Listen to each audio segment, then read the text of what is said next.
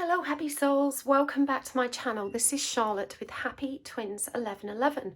Welcome to all of you, welcome to my new subscribers, so many of you recently, which is such a joy for you to join us here. Thank you so much for tuning in today, and I'm really excited not just about our readings today, but I've got another giveaway for you. Woo! Giveaway for the month of June, very kindly supported by Lumi Gemstones, who contributed to our last giveaway, and she has donated for this giveaway this stunning snow agate. It's got all these little tiny druzy pockets in it. It's absolutely stunning. She gave the cloudy one to myself, but you're going to get the heart one, which I think is definitely the more substantial piece. It's absolutely stunning. And you will also receive this crystal grid. And this is probably about £80 worth of crystals right here. Lumi Gemstones very kindly included the needle quartz for us. They come in at about £5 each, and there's 1, 2, 3, 4, there's 8 of those. So to give you an idea of the value, these little smoky quartz points between the amethyst here that I've included from my own collection, they're about £3 or £4 each. There's a piece of net jasper at the center, and then you've got these little moonstone chips as well. So it's a very feminine, moony grid, lots of lovely energies to help you develop your psychic powers and intuition, and to help calm you as well. I always find moonstone is such a calming stone, and amethyst as well. It's the stone that I normally put under my kids' pillows if they're having nightmares or anxiety. Such a lovely comforting stone, as well as very protective.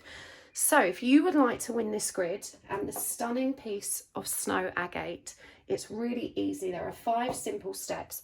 Like, comment and subscribe on this video. Just leave a little comment down below saying I love Lumi Gemstones, and then head over to Instagram and give Lumi Gemstones a follow. The final step is to check out the link for the web form down below and make sure that you complete it with your contact details so that I know you've taken all the steps and I can contact you if you win. International postage is included, so no matter where you are in the world, if you win, these fabulous pieces will be winging their way to you. So very excited to share this with you, and I literally created this grid especially. I absolutely adore it, and I can't wait for it to find a new home. So good luck to everybody. I hope you'll enjoy this, and I can't wait to see who wins. So let's get on with today's reading. We are asking today all about your person. We're going to get super detailed.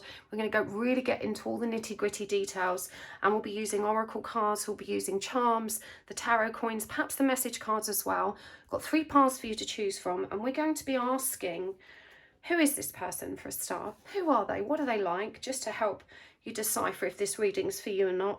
And then we're looking at what you're not seeing or not acknowledging about them, how they're thinking and feeling about you, and just bringing through all the information about them that you really need to know the most. And of course, we'll get the guidance to support you in how to move forward with this connection for your highest good, the highest good of your person. So stay tuned. All of the piles have timestamps which will take you straight to your aspect of the reading. You can find the links to that below. In pile number 1, we've got the Affirmators tarot with the serpentine heart. I love this piece. It's one of my faves. It's the colour, I think. We've got the Journey of the Sacred Bee with the snow agate cloud, kindly donated by Lumi. And we've got the Lioness Oracle Tarot with this stunning piece of lapis lazuli shaped in an ankh. I absolutely adore this. Okay, so let's do this. Remember, there's no right or wrong way to choose a pile. Just see which one you're drawn to. If you're drawn to more than one pile, it just means that there are messages in more than one pile for you. Remember, they are general readings, so you might find that it doesn't resonate 100%, and that's okay. Just take what resonates, leave what doesn't. Let me know down below in the comments if this did resonate for you. I love to hear your feedback. So take your time choosing, pause the video and douse over them if you need to. Timestamps again in the description box below. I will see you at your pile. Hello pile 1, welcome to your reading. You have chosen the Affirmators tarot and this stunning serpentine heart. Now, if you have skipped the intro today, I strongly encourage you to go back and check it out because I'm hosting a fabulous giveaway. This beautiful crystal grid that you see here, in addition to this stunning carved, heart-shaped carved snow agate. You can see all the little druzy pieces and it's absolutely beautiful.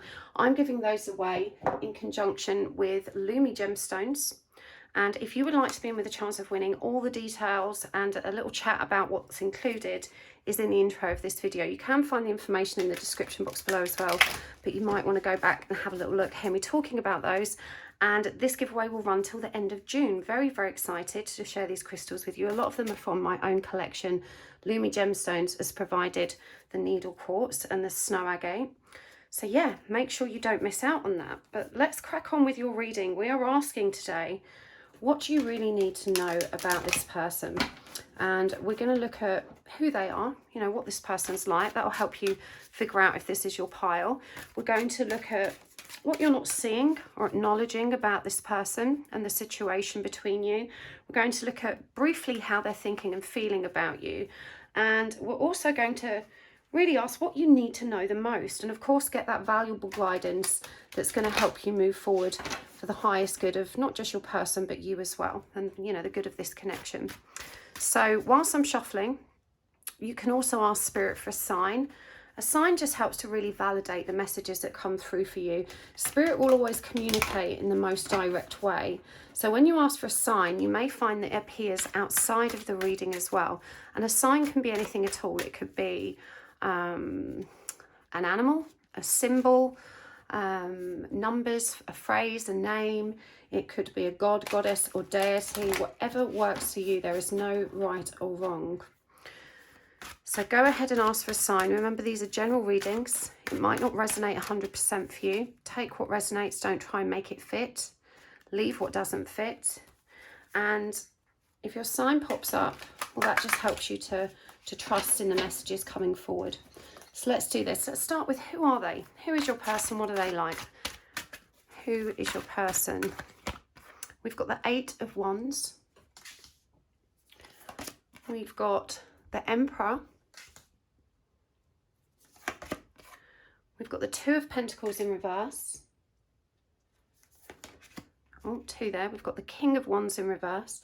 And that's Fox and Walrus. Can't see them because they're in reverse. Tiger there with the 4 of Swords in reverse. And now we're going to ask, what are you not seeing or not acknowledging about this person? And we've got the Lovers in reverse. We've got the 5 of Cups. We've got the 10 of Pentacles. And we've got the Empress. It's interesting, both counterparts out there. And we have the Ace of Cups. And we're asking also, how are they thinking and feeling about you and this connection right now? The 6 of Pentacles. The Devil. The Knight of Wands. The Queen of Cups. And the 7 of Pentacles in reverse. Let's get a couple of oracle cards out at the same time. This is the Oracle of 7 energies. We've got the Royal You. Opening to discovery. And one more. Beyond the ordinary. And let's get some of these Kipper fortune cards as well. All the decks I'm using today will be listed in the description box below if you're interested in them. We've got the Lovers again. Courtship. And this is looking very positive, part 1. And Thoughts. Okay, so who is this person? What are they like? 8 of Wands, Emperor, 2 of Pentacles in reverse, King of Wands in reverse, 4 of Swords in reverse. So we've got Leo energy, Aries energy, lots of fire energy here. So that could be Sagittarius, Leo or Aries. This person's, it's such interesting energy actually. They're a bundle of contradictions from what I'm seeing in these cards here. They are both introverted and extroverted.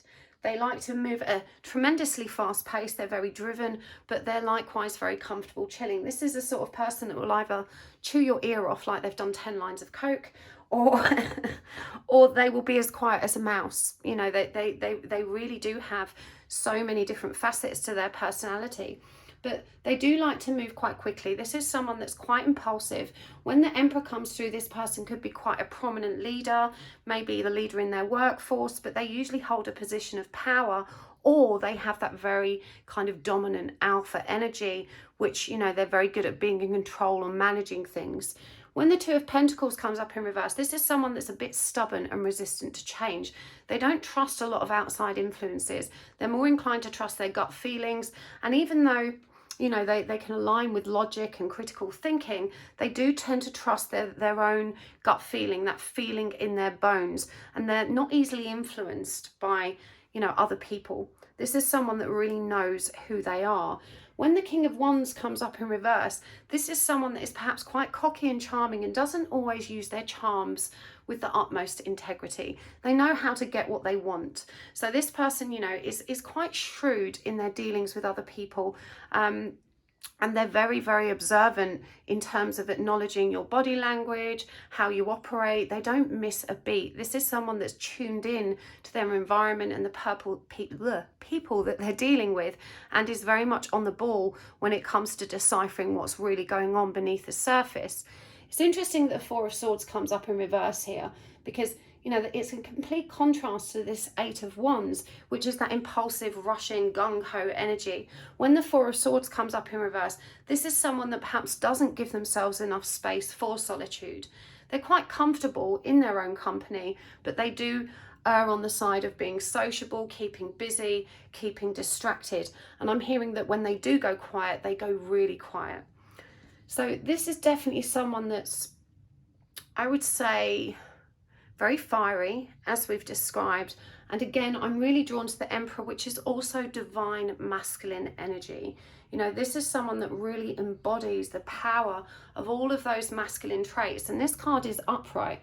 And we see the power demonstrated here with this bull, you know, like really staring forward. You know, there's so much symmetry, balance and stability in this card. This is someone that likes to keep their life in order, likes to stay in control. But what are you not seeing or acknowledging about them? We've got the Lovers in reversed, first of all. This is Gemini energy blocked. And so it feels like there's a lot of indecision in this person. They kind of have decided that they don't really want a committed relationship, and yet they do seem to kind of get attached, but in a very kind of personal or private way. Pardon me. They wouldn't necessarily reveal that about themselves. You probably see them as being a bit of a player or very attractive, you know, to the people around them. They seem to have a lot of options. They shy away from the stability of a committed relationship, and they kind of give the impression this is because, you know, they're so free and, you know, they want to do all the kind of independent vibes and spend time with their friends and focus on their career. But actually, in truth, there is some hidden heartbreak here. This person's still grieving a tremendous loss. Now, it does feel like a romantic loss to me. And I'm hearing as well that they do drink quite a lot. And this is an attempt to numb the pain. So a lot of their kind of fast-moving social life and keeping busy is often a trauma response to distract themselves. And this is why we see again with this Four of Swords in reverse that they haven't really given themselves much time to process that recovery. It does feel like they're in the thick of grief right now, and yet I'm hearing you wouldn't necessarily know about this person. You know, they are making progress, but you and others are likely don't recognize this because they don't let anyone see their struggles. They're very private. They keep a lot under their hat. So your first impressions of this person might appear that they're really casual, light-hearted, and perhaps even a little bit shallow, that they choose light topics like, I don't know, all the fabulous ways to eat potatoes, or how they like to line their socks up in colour order, or what their favourite tipple is. You know, they keep the conversation light-hearted. They don't like to go too deep. They don't like to give too much of themselves away. But when this person starts to fall, you know, this is the energy of, oh my God, help me. I'm feeling. They're not very comfortable with their feelings because they've been burned really hard. This is someone that shies away from the depths of emotion, you know, doesn't want to acknowledge feelings, certainly doesn't want to discuss them. And yet You know, the Ten of Pentacles here, they are very career and family oriented. Deep down, they would love a stable, loving family, but something in the past has broken down for them, and there's not a great deal of faith here that that's something they're ready for. When the Empress comes up, this is also very powerful because this is such a nurturing, caring energy, and we see it here with the Ace of Cups, which is that overflowing of emotion, the great pure heart that's, you know, alive and kicking, but kind of kept undercover. You know, they don't wear their heart on their sleeve, but I do feel that this person actually has a great deal of emotional maturity. They're very abundant, and it's their very acute way of discerning the feelings of others, the way they can get down on other people's levels and understand their emotions and be empathic, that probably makes them so successful in their chosen career. But this person, as we described, is concealing a lot from you. They may not have let on that they're seeing a future in this connection. They may find that they, you know, even though they're kind of showing up and being present, they still like to play it cool and keep a little bit of an air of mystery. They tend not to talk about the future because they know that's a bit of a giveaway, and yet when they're with you, they can be absolutely charming and wonderful company. They just don't go as deep as you would like them to. But I do feel that you're being reassured here that they are more interested than they let on. You know, they might keep saying, I'm not really up for anything serious right now, but in truth, what they're doing is just seeing how this connection goes. You know, they just want to give it room to grow organically. And what they're really doing is building trust. And they will pass a point of no return is what I'm hearing. Because as we said, once this person gets in the feels, you know, they find it very difficult to get out of the feels. But they also find it very intimidating to acknowledge those feelings and certainly to discuss them. So you may be frustrated that this person isn't coming forward with massive commitment, that they're not, you know, giving any indication or signs as to what might be coming next. They're just taking one day at a time with you and keeping their feelings close to their chest. And that's okay. You know, not everyone is so impulsive in love. This person may be an impulsive risk taker in other areas of their life, but when it comes to matters of the heart, they like to slow it down and take it easy. But deep down, they are nowhere near the conceited player that they give the impression they are. They do have a lot of depth. They have a big, big, pure heart, and they do feel very deeply. They're just not comfortable feeling very deeply. And they're definitely in touch with their feminine side. You know, this person isn't afraid to acknowledge themselves as a being that does feel. That, again, they're just not comfortable discussing it. It's something they work with at a very private level. But so much emotional maturity here, even though it might not be obvious. So in terms of what you really need to know, or sorry, what they think and feel about you, they're trying hard to reciprocate with this Six of Pentacles. And when the Devil comes up, this is someone that's way more addicted to you than they're letting on. Again, I get the sense that this person really plays it very cool. You know, they're very strategic in how they deal with communication. They're very strategic in how they deal with making plans. But they think about you a lot. I'm hearing that you are constantly on this person's thoughts, that they are very attracted to you at a sexual level, and there is a kind of addictive quality, a magnetic quality to how they think about you. They try and distract themselves, but they're not sure if they can do that. They do worry that you are a bit footloose and fancy free, and I think this is what makes you very attractive to them. Actually, it feels like you are both quite similar.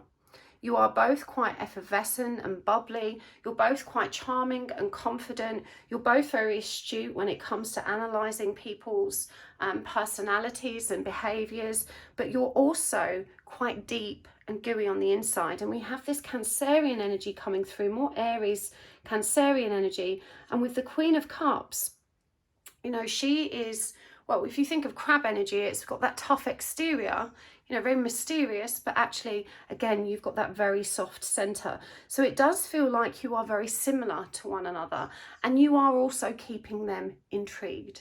You know, they're intrigued that you're not chasing them super hard.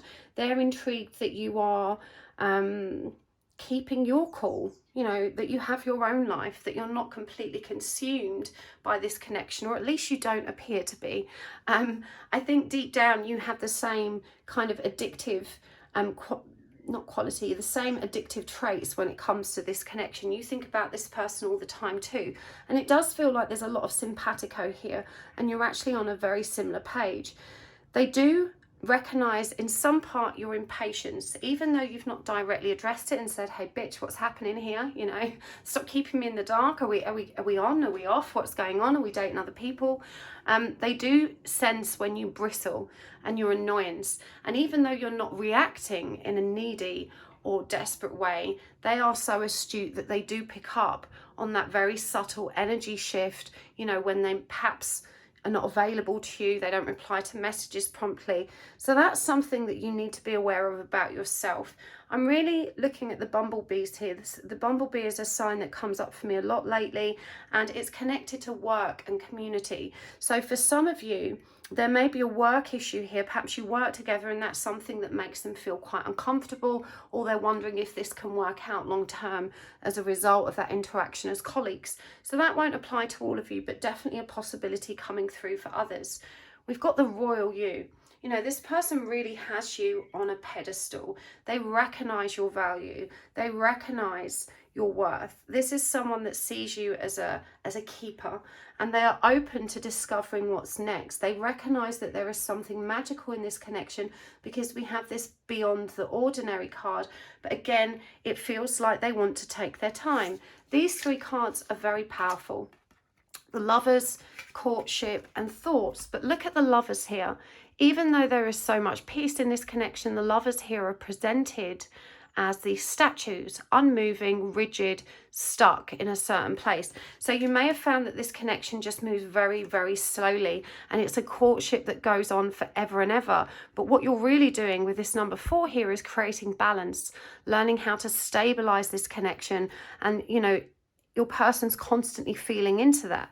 But again, you're always on their thoughts, and there's a nod towards artistry or creativity here with this card. Even when this person's busy working, they find that you kind of pop into their mind and they can't quite shake that. It's just like you're constantly there, constantly present with them. And this is something that you might feel as well. So what do you need to know the most about this person? Let's get some more tarot cards. What do you need to know the most about them right now? We've got the 10 of Cups in reverse, the Death card in reverse, the Ace of Pentacles in reverse, and the High Priestess. Okay, so remember we had the 2 of Pentacles here in reverse. They're very stubborn. Their reluctance towards change when it comes to relationships. The message here is crystal clear. You know, you are not going to move towards a deep commitment with this person anytime soon. We've got the 10 of Cups in reverse, which is that union energy. We've got Death in reverse, which is an unwillingness to transform. And we've got the new beginnings with the Ace of Pentacles also blocked. These are all energies that have potential, because if we turn them upright, there they are, present and alive and kicking. But when these energies are blocked, there is something that's not allowing this connection to move forward. And we're going to get some more cards for that in a moment. But with the High Priestess here coming up upright, they intuitively know that even though they have their reservations, that they're not 100% confident which direction this should move in, and that they're not erring on the side of commitment at this stage. They feel intuitively that they need to see it through. They feel this spark and magnetism between you, and they feel quite confident that it's worth exploring, that they are open to discovering more. But this is someone who is not going to be moving fast in love. So what is blocking this at the moment? What do you really need to know about what's blocking this at the moment? We've got the 10 of Wands. We've got the Page of Pentacles. We've got the 4 of Cups in reverse. And we've got the 8 of Cups in reverse. So this person's very burdened at the moment. There may be a lot going on in their work life. Indeed, with this Page of Pentacles, we see them holding aloft this to-do list. And so in truth, this person is very focused on their own matters and career. And what I'm hearing is that in their last relationship, they gave of themselves so fully that they didn't prioritize their own dreams, their own ambitions, their own career. They enjoy the freedom and independence they have right now of not having to consider someone else. They are very nervous about getting into another dysfunctional relationship, and they are particularly jumpy when it comes to any suggestion of codependent behaviors or toxic behaviors. And so they're watching this situation very very carefully.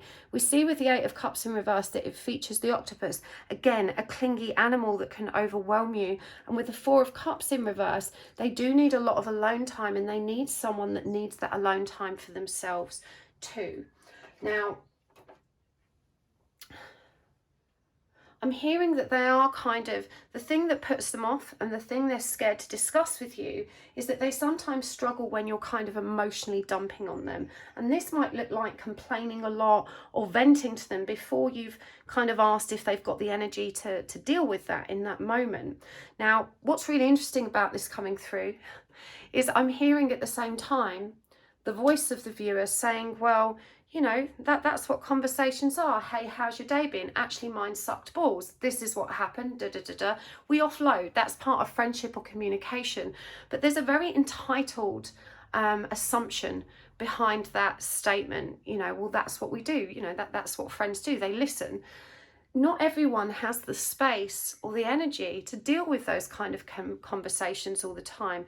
And it is really polite to just say, do you know what, I've had a really bad day. You're in the right place to hear it, or I can park it and save it for another time, or share it with one of my buddies. You know, we don't have the right to offload on anyone. And because this person's quite upbeat and they're quite a positive person, they don't like to engage in complaining anyway. And certainly they're looking at some of the conversations that you're having, and they're seeing some of them as being somewhat pointless. So there's a nod here towards what might be relevant to your own shadow aspects or the healing work that you're doing. You know, you have to remember that sometimes when these conversations revolve around your needs and there's no consideration for their needs, that's a big red flag for them. And I'm hearing sometimes it's like you're both at peace and on fire at the same time. You can be super, super chill, and sometimes it's like the devil comes out of you and you get really resentful about something that's going on in your life, and perhaps you rant about it more than you realise. And, you know, no one likes that kind of drama. So it's really important to recognise as well, especially if your person's is gendered a man. Men don't like dissecting stuff like that. They don't like gossiping. They don't like complaining as much. You know, in fact, I have a lot of male friends, and what I love about them when they're in a bad mood is they're still very funny. They kind of see the light, funny side of even the shit stuff that happens to them. So their version of complaining and letting off steam is quite different to how women do it. Women tend to get really deep in and sort of, you know, really go into the detail. And the thing is, your person is such a fabulous listener. They are such a caring and compassionate person that they're not going to stop you and say, hold on a minute, bitch, I've had a really long day. I don't need this, you know. But there is something here in you that's saying, well, that's not very nice. A good person would listen to me. And that's quite a people-pleasing perspective you have. It evidences that because you would be prepared to listen to anyone, no matter your circumstances, because you're prepared to put other people's needs before your own needs, then you expect that of others. And that's an indicator of poor boundaries, poor self-care.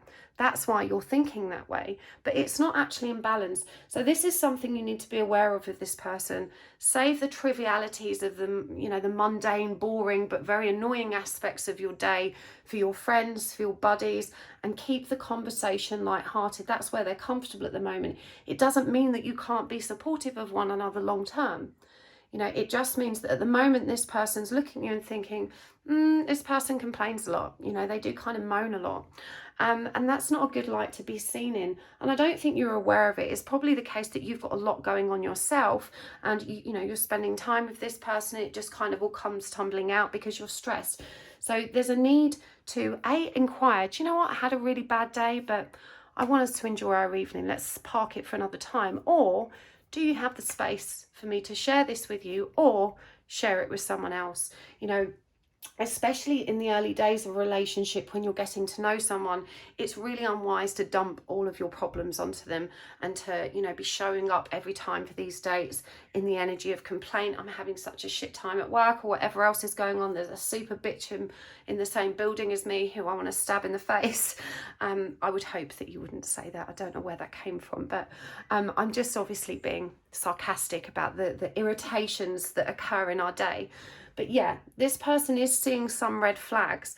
At the moment, they're not red enough to turn them off. but it is making them slow down and pull back slightly. And you may notice that after a date, they're a little bit more quiet. And that's not a good sign. That's kind of a, not, wow, I've had an amazing time, I can't wait to speak to you again, but, oh, that might have been a bit draining, let's park that for a couple of days. So definitely something for you to be aware of. So what else do you need to know about this person? What do you really need to know? Okay, that one flew out. We've got the 4th chakra, Archangel Raphael. That's the heart chakra.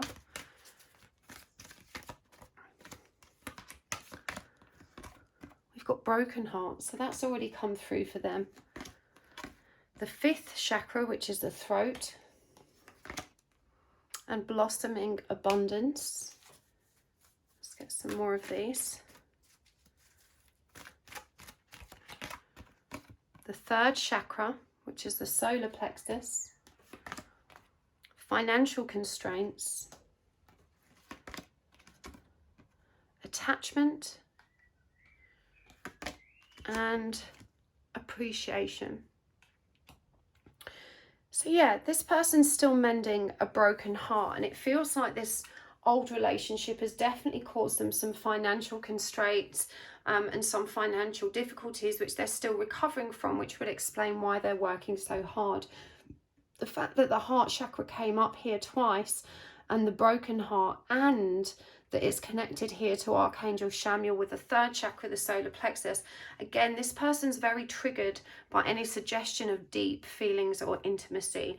You know, the broken heart is so wounded and so fragile at this stage that whenever these feelings come up in them, they're being triggered by fear. Fear of rejection, fear of abandonment. What if it's toxic again? What if it goes wrong? How will I get out of it? Will I end up with more financial constraints? They have a lot of very limiting beliefs about relationships. This is a sort of person that might have said, I'm never actually doing that again. It was so traumatic that I don't want to go through that again. And so I'll keep my relationship shallow and light-hearted. They don't know how to communicate this to you. Again, they are very, very private about this. They don't know how to remove their mask and express their fears about attachment. As you see here, you know, she's kind of looking at the mask. And there's an energy of purity about this, isn't there? I'm just looking at how she's white. And she's also chained up. She's trapped, you know, so this suggests it's not necessarily a conscious choice that they're not discussing this with you or getting to know you more deeply by sharing this. It's more the case that they're so trapped by their own self-limiting beliefs about what love means and the trauma that can ensue as a result of it, that they really don't know how to let their guard down and talk to you about this. So I really do get the feeling that this relationship has rumbled on for a super long time, and you're kind of getting a bit tired, thinking, you know, when is this bitch going to put a ring on it or make us official? And yet that conversation never seems to occur in a meaningful way. There is blossoming abundance. You know, you've got to trust that everything will come to fruition. It's going to take time for this to grow. You need to think of it as you would growing plants. You know, you gently sow the seeds, you continue to nurture it a little bit at a time. Initially, you can't see what's happening beneath the surface. You have to have faith. And then the little seeds burst forth, and they're so fragile. You know, a relationship in its early days is so fragile. You have to tread very carefully and continue to nurture it without too much expectation. You know, if you suddenly turn around to the seed and say, hey, bitch, when are you going to be a tree? I'm getting impatient already. Come on. You know, it's not going to make a difference. So it's really important to trust that this connection is blossoming at the pace it needs to, and to appreciate what's actually occurring between you, because again, there is so much spark and chemistry here. You know, the energies between you are quite lovely, so don't allow your impatience to overwhelm what could be, you know, long term, really, really positive. This person is a commitment phobe at this stage in their life. Deep down, the idealist and romantic in them would love to have that happy ever after, but they have kind of had such a vicious experience that they don't necessarily trust that that's possible, and it may take some time for them to come round to that idea. So we're going to get some guidance cards for you as well. I'm going to use the True Love reading cards, get some charms and tarot coins, and finally I'm going to get one card from the Cosmic deck and read that from the book, because it's just so beautiful and it's always so apt. So what's the guidance for you, pile one? What's the guidance for you? How do you move forward with this for the highest good of both of you? Forgiveness. The divine feminine. Emotional freedom. And I'm going to get some of these Kipper cards. Let's get another couple of Kipper cards. High honor. Imprisonment. And toil and labor. And from the charms,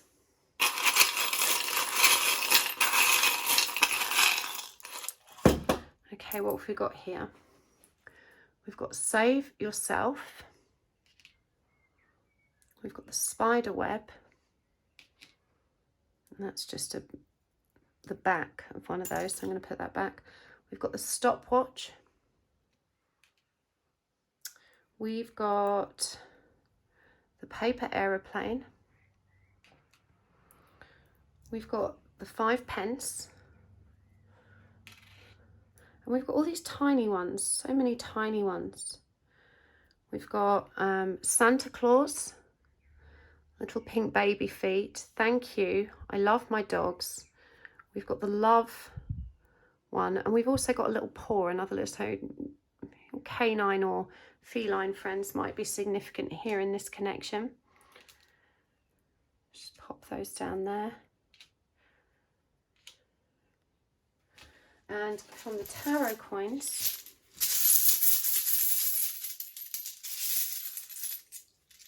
okay, we have got the 8 of Pentacles, the Queen of Wands, and the 8 of Swords. Whoop! Oh God, I don't know where that went. Hold on.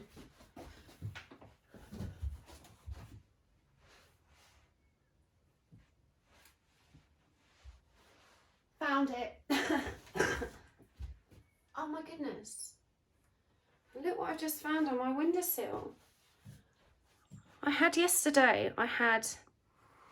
a tiny bumblebee, sorry, a larger bumblebee in my crystal grid, which is here.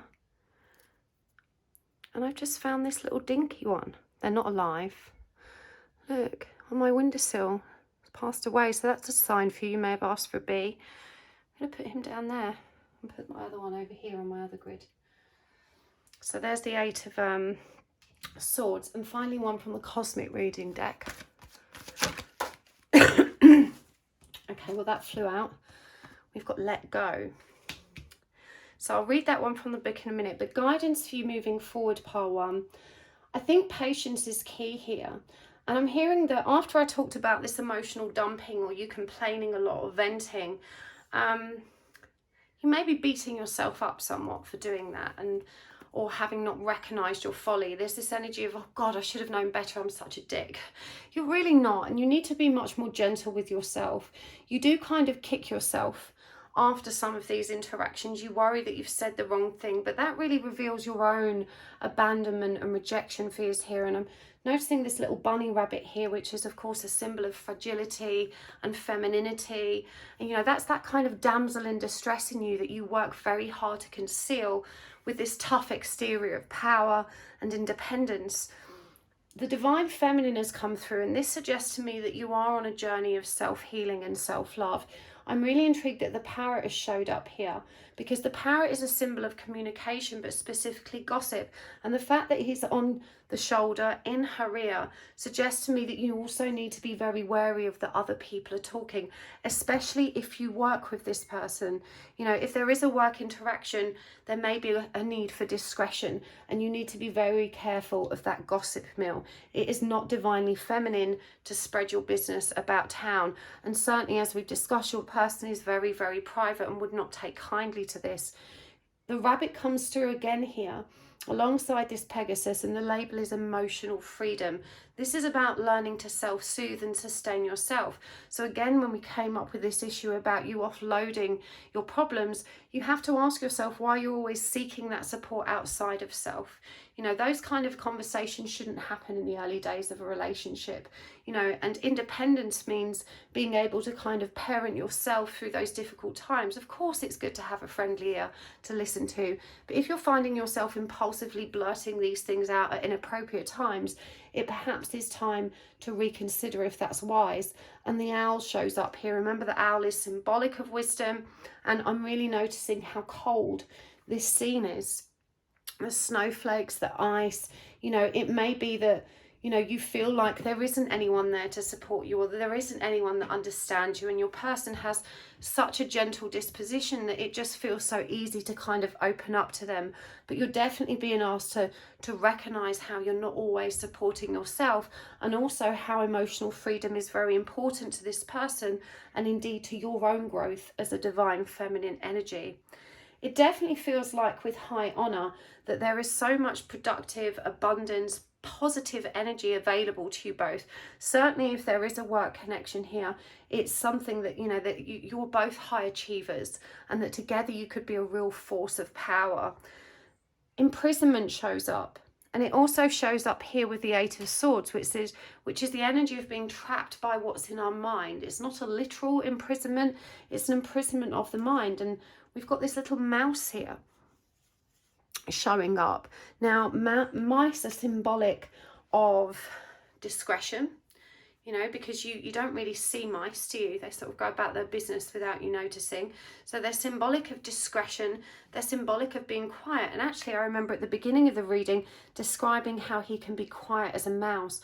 But for me, this is about how discreet this person is about their own ideas that do imprison them. Again, those self-limiting beliefs, the fears, the anxieties that keep them trapped. You're being asked to forgive them for not being able to move forward in the way you want them to. You know, we can't expect everyone else to align with our desires. Yes, you feel like you're in a rush. We've got the stop clock here, and that you want this relationship to move a bit quicker. You know, you're ready to get married, or you're ready to have children, you're ready to do all of this, but this person isn't. You know, don't hate on them for not being at the same place that you are. You've got to recognize that there are different energies behind the scenes here that keep this person trapped from seeing the potential or possibility in that at this stage, because they're still building trust. They're still figuring out if this is a situation that's safe, and you're going to have to work at this. That, you know, if you want this to work, you're going to need to be in it for the long haul. There is definitely some work happening here, that needs to happen here to bring this connection to fruition. But a very powerful message with save yourself. You know, this is about focusing on you, releasing that damsel in distress energy, and stop looking for knight in shining armor. You know, this person was attracted to your independent streak, and it does sometimes feel like you are presenting that way because you know it appears attractive. You know that men don't like clingy, needy women, but actually there is a part of you in there that wants someone to take care of you. And that's not entirely unnatural. But when it becomes an absolute necessity and a deep need, that's, you know, it goes beyond the boundaries of being healthy. The Eight of Pentacles comes up, so lots of work symbols again. The Eight of Pentacles is again about diligence, toil. You know, this isn't going to be an easy connection, and if you want to step into this energy, you need to bring out your Queen of Wands traits. Remember, we had the King of Wands in reverse for him. Queen of Wands is Pisces, Aries energy. She combines all of that drive, that independence, that force and power with all of those same dreamy, feely, loving qualities that your person possesses. You both may have a lot of fire and water in your charts. And these were the qualities that initially attracted them to you. And you've got to kind of figure out, you know, where the real you begins and ends. Because even though a lot of what you've presented is true, I think you two are a very private person and are concealing a lot of your own shadow aspects and dysfunction. So it's wise to recognize that you're both, you know, wearing a mask in this situation. I do feel like with the stopwatch that, you know, perhaps the clock is ticking for you in terms of having children, and that's something that feels like a really kind of pressing, urgent need. And the message for you here is to trust that you have time. Of course, the bee came up again. Another symbol of collaboration, of work, teamwork, community, you know, working for the greater good, and not just focusing on what you need and want, but looking at the overall bigger picture. And again, with the 5 penny, we have that symbol of abundance and high achievement. You know, you two could really be a power force, but there's definitely a need here, you know, not to get trapped in the idea that you need it now, that you can't be happy without it. You know, stop telling yourself these storylines. You're imprisoning yourself and limiting your own potential to discover and explore more of this connection by holding on, you know, to that very self-limiting belief that it has to be now. The Santa Claus is a funny one. I'm not really sure how to interpret that. I mean, he's a bringer of gifts, isn't he? I'm not familiar with the original story of St. Nick, but that might mean something to you, and perhaps that's something for you to explore. The communication here might be sporadic, but it is consistent. So even though this person's, you know, not necessarily giving you the stability or the commitment that you want, they are at least showing up consistently, and you have to read between the lines and look at what that communicates. It communicates interest. It communicates a continued interest that they're not letting go of. So I do feel that you can trust in this situation, and I love my dogs. They're symbolic of loyalty and friendship, and this is what you're both building on, and this could be a very literal sign for you both as well. You know, enjoy getting to know one another, stop rushing, allow love to grow, and just be grateful for the good times that you're having, rather than trying to hem this in, box it in, or complain that it's, you know, not what you wanted it to be at this time. It just needs a little bit of time to grow. So finally, I'm going to read this one from the book. You've got number 19. That's the energy of the sun, or Leo, and this card says let it go. So let's see what this says. It's time to relinquish your need for control and let the leaves fall as they may. If you have drawn this card, it's time to relinquish your need for control and release your tight grip on how you think the world and everyone in it should be. Letting go is an emotional, spiritual, physical, and mental process of releasing yourself to the universal spirit of love. It's giving up your need to control the outcome of every situation and the control of the people you hold most dear. This period can be challenging in many ways, and Spirit asks you to have faith. Have faith that the universe will guide you and send forth the outcomes that are needed for your journey. We understand that you have been this way for a long time, and this need for control stems from your youth, when hurt, disorder, and instability was felt. Spirit understands your need for caution, but holding on and controlling every aspect of your life is taking its toll. Hanging on so tightly does not bring the outcomes you desire. Instead, it serves to repel all the things that you cling so tightly to. Your soul longs to be free and dance through the winds of change. If you deny this part of you the freedom to play, the universe will send the right situation or person to help unlock the free-spirited child in you. This may come at a time not suited to your plans and may leave you feeling vulnerable and confused. Dear one, it is time. It is time to let go. Letting go of your need to control will set you and others free. And the prayer is, Great Spirit, please give me the strength to let go all that I cling to. Divinely guide my thoughts, words, and actions with love and understanding. And the associated chakra is the solar plexus, which came up here. Remember, this is that triggering energy that comes to us all. So it does feel like you've got to, you know, because this relationship doesn't fit within the timetable that you've set for yourself. You know, you may be the kind of person that plans ahead and, you know, has a set of boxes that need to be ticked. It needs to be like this. It needs to be like that. You're being asked to just let it be, to trust that it's moving in the direction it's meant to and at the pace it's meant to, and to stop grasping on so tightly to the expectations of a very specific outcome.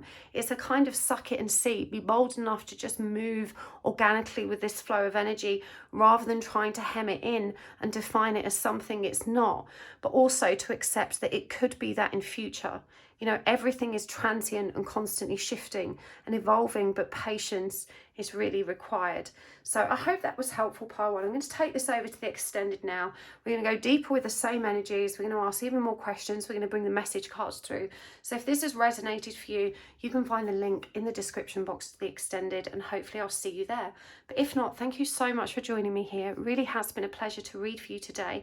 I appreciate you guys being here so much, and thank you for hitting the like button. Thank you for subscribing. It really does mean so much to me. Thank you for your beautiful comments, and very special thanks to the very kind and generous souls that take the time to watch and click on my commercials. As a YouTuber, and I speak for all YouTubers when I say this, that is our bread and butter. It's a small but quite significant contribution to the energy of what we do, and it helps keeps our channel going, and I appreciate it so much when you take the time to do that. It really is a perfect energy exchange, and I thank you. I thank you so much. So lots of love, pile 1. See you next time. Bye. Hello, pile 2. Welcome to your reading. You have chosen the Journey of the Sacred Bee Tarot and this beautiful snow agate cloud. And we are asking today, what do you really need to know about your person? We're going to look at who they are, what they're like. We're going to look at what you don't see or acknowledge about this person. We're looking at how they think and feel about you. Oh, there's a little card in there. I'm sorry I hurt you. It's never my intention. We'll keep that. It's obviously relevant. And we're also looking at what you really need to know the most about them. And of course, bringing through the guidance to help you move forward for the highest good of yourself and this connection. Now, before I begin, if you skipped the intro today, you might want to go back and check it, because I'm giving away this beautiful crystal grid and this stunning snow agate heart. This is a collaboration with Lumi Gemstone. So grateful for the crystals she's donated for this giveaway. If you'd like to know how you can win them and hear me talk about them a bit more, all the information is in the intro of this video, and it's also typed up in the description box below. But let's crack on with your reading.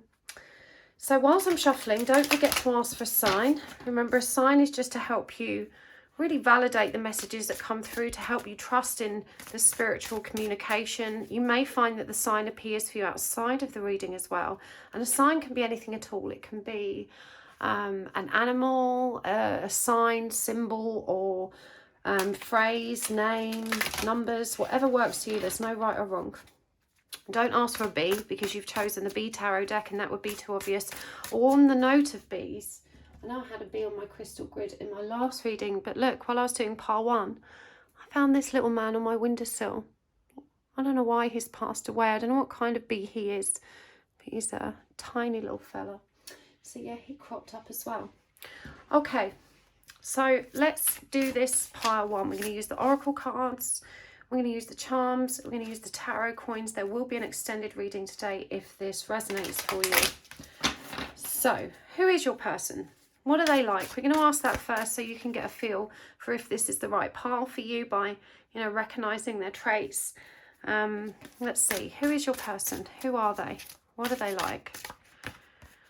We've got the 3 of Pentacles in reverse.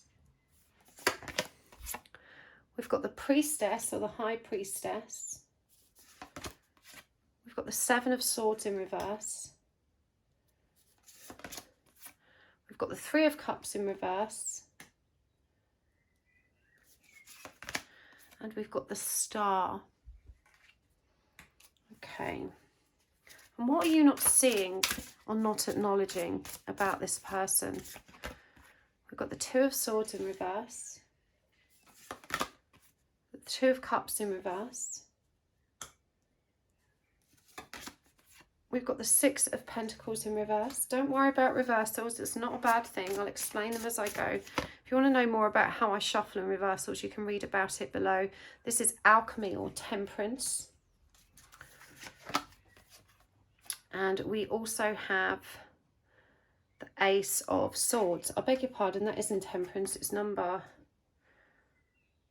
14, which is actually the Death card. Okay, and what do you need to know the most about this person? The 4 of Swords, the Knight of Pentacles in reverse, the World, Two of Wands in reverse.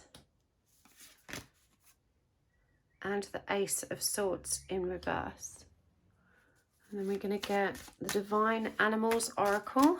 We'll get a few Oracle cards out to start with. We've got Rhinoceros. We've got Armadillo. We've got Hyena.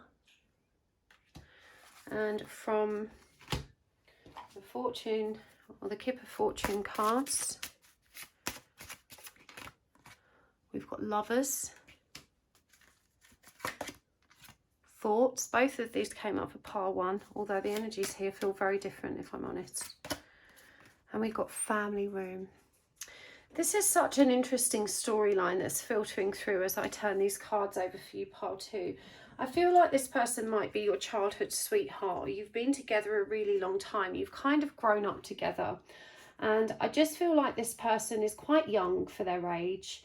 You know, they're still kind of in that very playful kind of childish denial of responsibility stage of their life. I don't feel that they're particularly responsible. You know, they're a bit of a lad or a bit of a jog. This is someone that wants to be the strongest or fastest. They take a lot of pride in their appearance, and they're not shy about showing off their six-pack or showing off their kind of masculine power. You know, this is someone that's has a very polarized way of thinking as well. They see life as black and white, good or bad, perfection or failure. There's no middle ground with this person. So their relationships, you know, can be quite a struggle because, and you know, once they witness some drama, they're not very good at kind of finding balance within it. It's, you know, you're either an absolute shithead or you're an angel. There's no in between with this person. So that can be quite challenging. This person does have a big heart, and I get that there's a lot of kind of comedy in your relationship, a lot of laughter, a lot of playfulness. I do think that they kind of really tickle your funny bones, but they also frustrate you with their absent-mindedness, their lack of responsibility. It may feel like you're the kind of mother or the person in charge in this relationship, and there is a kind of energy here of them. I mean, like I said, they've got a big heart, but they've also got a big ego. This person is someone that constantly feels the need to prove themselves right. You know, being wrong is not an option for this person. They're quite stubborn, and they can go to great lengths to prove that they're, you know, to prove their rightness. And honestly, while this person is capable of love, they're not emotionally mature, and so they can be very avoidant, and they're very hypersensitive to any negative evaluation. Now, in terms of what you don't see or acknowledge about this person, in fact, let me start up here again because I didn't reference these cards specifically, but with the Three of Pentacles in reverse, this person isn't much of a team player. And this is why you might find yourself getting frustrated with them. They tend to make decisions without considering you. You know, they're not always, you know, going to great lengths to think about, well, you know, how would that affect you? The Priestess here, I think, is symbolic of the spiritual nature of this connection. And I think that's what you find so challenging. On paper, I don't think this person ticks many of your boxes, but there is this kind of very soulmate-y energy that keeps you together. And yet I don't think they're very trustworthy. It does feel this person has a tendency to lie a lot. And it feels like it's not as malicious as it sounds, but they kind of lie because of their fear of judgment or harsh reactions. They lie to avoid things that they don't want to do. They lie to fit in. You know, this is someone that's quite insecure about who they are, and so they can have a tendency towards criticizing others to help themselves feel better. This is someone that is, again, deep in ego and does wear that mask, but I think it also degrades the trust in your connection because you think, well, you know, if you're lying about these things, what else are you lying about? I think they also find it very difficult to kind of anchor down and be practical and sensible when it comes to work and things like this. They may be more concerned with getting high or partying with their friends. You know, they struggle to kind of let go of that very youthful lifestyle at a stage in their lives where ideally they would, you know, Well, actually, do you know what? There is no ideals. I just think you're both on different pages in that respect. You know, you both want different things at this stage in your life. You're ready to kind of settle down and be a bit more serious about life and your life plans. And they're still very focused on having a good time and not taking things seriously at all. And with the star here, you know, they are quite optimistic and positive about life, but they can also be harshly critical. So a real unusual character here in terms of, like I said, a lot of love, a big heart, but also can be quite thoughtless or can be perceived as somewhat selfish. In terms of what you're not seeing about them, this is really interesting, and I'm just going to pre-warn you, pile two, that this could be quite triggering for you, but I don't think I'm telling you anything that you don't already know. I do feel like you've been questioning this connection for a long time. You've been feeling kind of hemmed in or restricted by it. You've been feeling that you've evolved and grown and that this person hasn't. And their indecision about how to move forward with this connection is more of a problem than you actually allow yourself to acknowledge, because as we described, you know, this person has a tendency to lie or tell you what they think you need to hear for them to have a quiet life. And so, you know, when you say, oh, what about the future? What about getting married? What about this? What about that? You know, rather than give you a really honest response, they're kind of papering over those cracks with something that they think is going to shut you up or pacify you in the interim. And it feels like this connection doesn't actually evolve or get past go. And there's a real lack of reciprocity here. You do most of the running in this relationship. You do most of the giving. You do most of the pleasing. You know, I get the feeling that you really take care of this person like you're their parent. You pick their socks up off the floor. You know, you're running errands for them. You're making the dinner and clearing up afterwards. It does feel like this person's quite childish in their responses, and it feels like they're also very stubborn and very reluctant to receive that criticism, you know. And yet this person is so tired of your petty criticisms or how they see that, but it's because your frustrations bubble over in ways that aren't really connected to the root cause. You might find yourself nagging them for, you know, not loading the dishwasher or loading it wrong, or you might make comments about their clothes and style, and all they hear is, you're wrong, you're wrong, you're wrong. You know, this person is definitely hypersensitive to criticism, and so it makes it very difficult for you to resolve conflict or to speak the truth. There's definitely a lack of trust and authenticity in this connection, and it feels like you hang on because you genuinely do love them, and they do have lots of endearing qualities, such as they're really funny, they can be really sweet and affectionate, and when they are behaving nicely, they're wonderful, wonderful company. But I think in truth, there are a tremendous amount of frustrations that you carry, and you just let them slide, and you let them slide, and you nag instead about insignificant things because that's how you vent your frustration without really actually resolving anything. And so I just get the impression that this person just is not as mature or as evolved as you. They're not capable of having healthy, mature communication, and nothing's changing here. And yet, even though you kind of feel so very restricted and frustrated, you're not really doing anything tangible to make positive changes for yourself or this connection either. I mean, when we're looking at how they think and feel about you, you know, I feel like there's a lot of loyalty there on both sides, because you've perhaps been together through some very rough periods and this connection may have stood the test of time. But realistically, you know, they don't know how they want to move forward. They do feel that you know, they think the world of you, but they're not making any decisions about the future. And with the Ace of Cups here as well, I do think that the spark to some degree has gone out of this relationship, and they're no longer moved by it or excited by it in the way that they were. And this leaves you feeling undervalued, underappreciated. It leaves you feeling quite unloved. And I do think that you both speak very different love languages. And in the beginning, in the honeymoon period where it was all super exciting, but now it feels like more of a friendship that's definitely out of balance, because as I said, it feels like you give so much more in this person. Do they care about you? Absolutely. Are they madly in love with you? At this stage, probably not. There's love there, but I don't think there's passion or spark or chemistry there for you. And this person's certainly not putting you first in their life. They're not considering your needs. If you're really honest with yourself, you recognize that they're not demonstrating the kind of behaviors that signify commitment, that signify, you know, a deep abiding love. And you feel that and you sense that, and it makes you feel insecure and worthless, and you communicate that to them. And I really feel like they say, don't be silly. Of course I do. But nothing ever really changes. Now, a big part of this is, of course, that you need to tend to your own insecurities. But I don't think you're being paranoid or deeply insecure here. I do think you're being quite clear about the mistreatment you're receiving, or the general lack of care or concern for your feelings in this relationship. This person simply isn't pulling their weight. And frankly, I think they're a bit of a dick. And I know that you see all of their good qualities, but at the moment they're not demonstrating those in this relationship.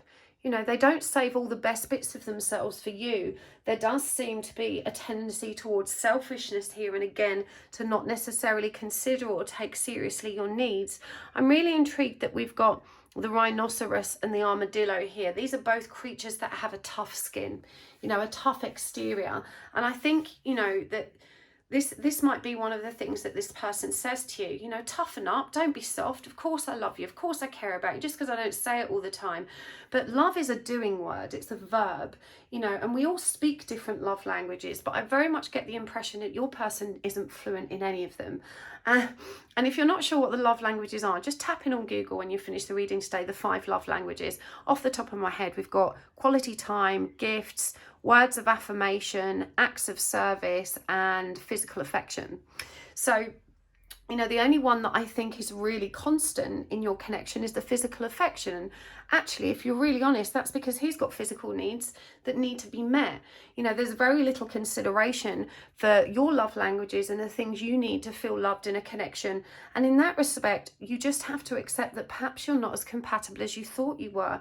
And I think you've kind of been questioning this relationship for some time, but you're so settled, you're so comfortable in this because it's been going on for so long, that it does feel like such a wrench to pull yourself away.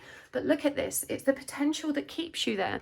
On the one hand, you know, it has the potential to be good and bright and blossoming, but the reality is that right now you feel starved. You feel starved of attention, of love and affection, of sincere listening and communication.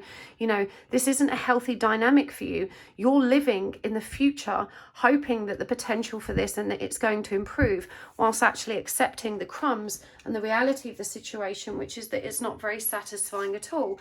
And look at this Lovers card. You know, this reveals how stuck it is. These people here are statues. You know, they're not moving. And while there may be a lot of peace and comfort in this connection, because you know, you bump along so nicely because you know each other so well, and you've released your inhibitions and you feel like you can be yourself around this person, but that it's just not moving forward. It feels very much like this energy is stagnating, and that you find yourself more and more looking at this person and thinking, who are you? You know, you've not grown, you've not matured, and I'm changing and you don't understand me anymore. I do think that you are, or you were, like this person's muse. You know, at one time they really did absolutely adore you and shower you with attention. You were always in their thoughts, you were always inspiring them, and something's happened in their life, and we see that they're in a process of recovery. So it could have been that there was an episode of depression or some great change in their life that kind of shifted that dynamic. That's, you know, they kind of lost enthusiasm for all of that kind of powerful chemistry that existed between you before. And we've got family room here, and we see that it's empty. Now that's really interesting. It could mean a variety of things, but my gut feeling is that maybe, you know, you feel like this person doesn't necessarily want the same things as you, that you're ready to move forward and have that more mature, committed life and maybe start a family, and you feel a bit empty without it. You know, I just get the impression that you feel there is something missing, and that you have a tendency to still perceive this person through those rose-tinted spectacles, you know, rather than really acknowledging the reality of how things are. And so, you know, we're going to look at what you need to know the most, but I've got to be real with you, pile 2. I think you already know that this connection no longer serves you. And, you know, as I said, you cling on because it's comfortable, and moving out of your comfort zone is difficult. And there are so many what ifs. You know, it does feel like you may have been together since you were very young. So perhaps there's this feeling of, well, you know, I don't know how to be on my own, or what if I'm wrong and I regret it, or what if I don't find someone else? And then there's this idea that this is a spiritual destined connection. But, you know, no soul destiny requires you to stay in a situation which doesn't feel good to you. You know, nothing is that set in stone or that essential. And it may be that you both need that time apart so that you can grow. So what do you need to know the most about this connection? We've got Four of Pentacles, the Knight of Swords in reverse, the Devil, and the Empress. I get the impression this is more of a karmic relationship, you know, a relationship in which you learn. The Tower in reverse, the Queen of Pentacles in reverse, the Nine of Wands, and the Five of Wands. Okay, so what do you need to know the most? This person does care about you. They love that you laugh together. He loves that it can be themselves with you. And when it's good, it's great. But it just feels like you're so frustrated with this situation that your communication has become very intense and critical. And again, it kind of belies the underlying issues. I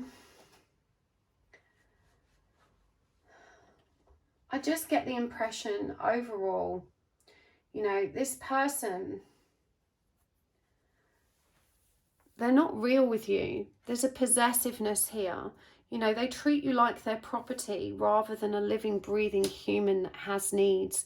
This is a taking you for granted energy. There's definitely some very distorted or dysfunctional communication here as well in this connection.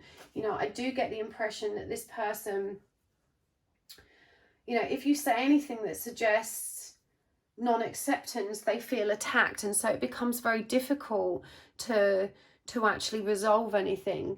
And I don't think you recognize their passive aggression or how undermining or even bordering on abusive some of their communication patterns are. We've got the Devil here, and this to me is the relationship that's centered on conditional love, addictive, obsessive, codependent love, unhealthy love, toxic love. And we've also got the Empress, which suggests to me that you're moving towards the energy of divine femininity, of finding yourself, and of looking for a relationship that matches your own divine perspective and your own genuine and very real needs. This person doesn't seem to have the capacity or the potential to be the person you need or want them to be at the moment. And instead of moving away from it, it feels like you're very much trying to change them. And this means engaging in a lot of bickering and arguments. Why can't you be more like this? And they'll say, well, why are you so demanding? You know, and it just goes round and round in circles. And neither one of you wants to break up because you don't want to feel that discomfort. You know, the Tower is in reverse here, but we've also got that Queen of Pentacles. Deep down, you know that this isn't going to last long term, and yet you persist. You persist with the strife. You keep playing this same game because sometimes it's better the devil you know. You know, you can't help but think, well, what if I leave and I regret it? Again, what if I leave and I don't meet someone better? Let's get some more cards. What do you really need to know about this person? Woman holding a coin. Rest and rejuvenation. Happy family. The garden and the gate. Walking away. Anxiety. Community. And the sun. So, you know, you may find that your family units are very tangled up, your friendship groups are tangled up, you may share a home, and again it feels quite difficult to start unraveling what exists between you. With a woman holding a coin, it may feel that you even contribute more financially, that you're propping the relationship up, not just energetically or with feelings and love and affection, but also, you know, with practical matters, you know, keeping everything running smoothly, making sure the bills are paid, making sure the home is clean. And you really need a break from this to kind of review your own needs and wants. Your desire for a happy family is quite overwhelming right now. And again, I'm seeing that empty family room and you thinking, you know, this person perhaps isn't equipped to be a parent or equipped to be able to, you know, follow me along the path that leads to the dreams I want to fulfill. And the garden and the gate, you know, this idea of you looking outside and seeing so much potential, so much space to grow, but feeling hemmed in and trapped where you are. And so you keep nurturing and investing in what you've got, hoping that it will come into bloom. But look at this with the walking away. We see someone actually stepping through the gate, being brave enough to step into the unknown. And I think it's the anxiety that stops you doing that. There's perhaps also some pressure from your friendship group. I think they probably all perceive your person as certainly not deserving or worthy of you because they see how much you give. And, you know, ultimately, and this is perhaps what you don't want to hear, but the reason you don't leave is because you're afraid of being on your own. And actually, that's exactly what you need. You know, again, you're being guided towards your own divine femininity. You know, you're being guided towards stepping into the energy of self-love, of caring for self, of soothing self, of mothering self, of loving self, of giving yourself all the things that are missing in this relationship. Not so that you can stay here and do without and let this person off the hook, but because by learning to take care of yourself, you know what kind of healthy boundaries you need in relationships moving forward. And right now it does feel like there are no boundaries.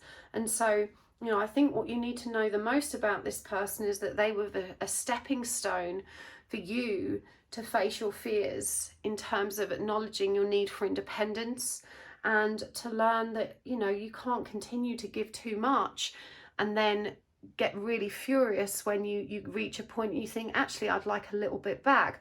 Well, that wasn't, you know, how you moved into this connection. You know, you kind of moved into this connection with the idea that I'm going to bend over backwards for this person so they love me and see me as valuable. But now that you've given so much of yourself and it's not being reciprocated fully, you know, you're left feeling empty and quite resentful. And honestly, I just think that your person isn't capable of the kind of love, maturity and commitment that you seek right now in your life. So what's the guidance? What's the guidance for you? In fact, before we get guidance, I just want to ask again, what's really blocking this person's growth? What's blocking your person's growth? Why are they like this? And is there a potential for change? I don't feel it, but let's ask, what's blocking them? So we've got the 5 of Pentacles in reverse. We've got, what is that? The Sun in reverse. It came up there for you as well. We've got the 7 of Wands in reverse. And we've got the 9 of Pentacles in reverse. What's the future potential for this? The 8 of Cups. The Hierophant. 4 of Cups and the 5 of Cups in reverse. So in terms of what's blocked them, when we've got the 5 of Pentacles in reverse, and do you know what, this is quite a manipulative energy. This is someone who, by undervaluing you, they make you think that you're not worthy enough, and that makes you think that perhaps you're lucky to be in the relationship you're in. Well, you're not all that. You're lucky I'm with you kind of vibes. And so, you know, from this person making you out to be needy, demanding, dysfunctional, it feels like they're often referring to you as, oh my God, you're so dramatic, you know, really minimizing their own mistreatment of you and their own neglect of you. And what they're really doing is undermining your self-worth, and that makes you less inclined to move away from this connection, because this person's very much giving you the impression that they feel like no one else would have you because you're such a pain in the arse. I feel quite annoyed for you, because honestly, I think this person, in real terms, this is born of their fear of rejection. You know, keep this person in their place and they won't leave me, because they'll think I'm, you know, they're so lucky to have me. They're so dysfunctional and so worthless that they're lucky to be with someone like me. And I do think your person might be, by appearance at least, quite attractive. And as we said, there's a lot of ego around that. You know, this is the sort of person that likes to show off their six pack. And so, you know, they do kind of, there's a passive aggression there, you know, that causes them to dig holes in you. And that slowly eats away at your self-esteem. Now, we've got the sun coming up in reverse. Now, remember, it came up here, and the sun I read as independence, of finding your own freedom, your own happiness, your own source. And so it does feel like this person actually feels that by, you know, not letting you be too ecstatically happy in this connection, that you're less inclined to leave. They like to play on your insecurities because it makes them feel more powerful and in control. They like that you don't have boundaries, you know, because that means you're more inclined to do what they want and to take care of their needs and not necessarily put your own first. And with the 9 of Pentacles in reverse, this person simply isn't career minded enough. I don't think that, you know, there is a very real blockage here, and we've also got apathy down here, that this person isn't very motivated or very driven to actually, you know, focus on the, shall we call it financial sensibilities in life. So in terms of the potential, I mean, the blockages here is their own ego, their own dysfunction, and frankly, this borders on emotional abuse. You know, they like to keep you in your place. And so I'm not comfortable with this being a good option for you. And when we look at the potential, for sure you will learn a lot through this connection. And learning is always a beautiful gift. But actually the 8 of Cups is about that deep self-reflection, that going on a journey for yourself. I think if you stay, you're going to encounter more of that apathy, you know, more of that loneliness, even though you're attached. And the 5 of Cups in reverse is unprocessed grief. You know, this could go on and on and on. And I just want you to know that I understand these energy. I was in a relationship like this for 10 years, and I ended up hating myself by the time it came to a brutal end. And I think we hated each other. You know, I think I made my person hate themselves as well, because the thing is, I was so desperately unhappy and felt so unloved that I kept demanding it and laying on the guilt trips and, you know, why don't you love me? Why do you make me so miserable? Why are you always doing this? When a healthy person would just get up and leave. But we just kept fighting each other. And it's a classic representation of that anxiously attached, anxiously avoidant dynamic, with probably some learned narcissistic behaviours on the side of your person. I don't know that they're a full-blown narcissist. I think very few people actually are, but they do have those kind of narcissistic patterns of behaviours, and they're just so immature. This person isn't capable of any deep self-reflection, and I honestly think if you stay here, you're going to get more of the same. Depends how you look at it. Yeah, it's all about your perception. Do you want to keep your rose tinted glasses on and pretend it's okay, or do you want to acknowledge the truth of this? And so I know this isn't the kind of happy reading you're expecting, pile 2, and please let me know down below if it does resonate, but I just feel like you're worth so much more than what's on offer for you here. You're not happy, and rather than trying to change this person, you need to recognize that you have no power to change them. This is who they are. When they show you who they are, believe them. You know, you've asked them to change, you've expressed your needs, you've communicated which parts of their behaviours bothers you and hurts you, and they haven't changed. And you genuinely have no power to change them. Your only power is recognising this is what's on offer, and actually, it's not enough for me. I want better, I deserve better. And, you know, this is about, I think, developing the courage to take yourself off and find better. Let's get some guidance for you. We've got forgiveness. That came out in the same spot for pile 1. We've got reparenting yourself. We've got luminosity. How interesting. A lot of these came out in pile 1. The silver waterfall. And from, let's get some more animals. Ooh. On the animal deck, we have got the cat, peacock, the wolverine, and the horse. Let's get some charms and tarot coins as well.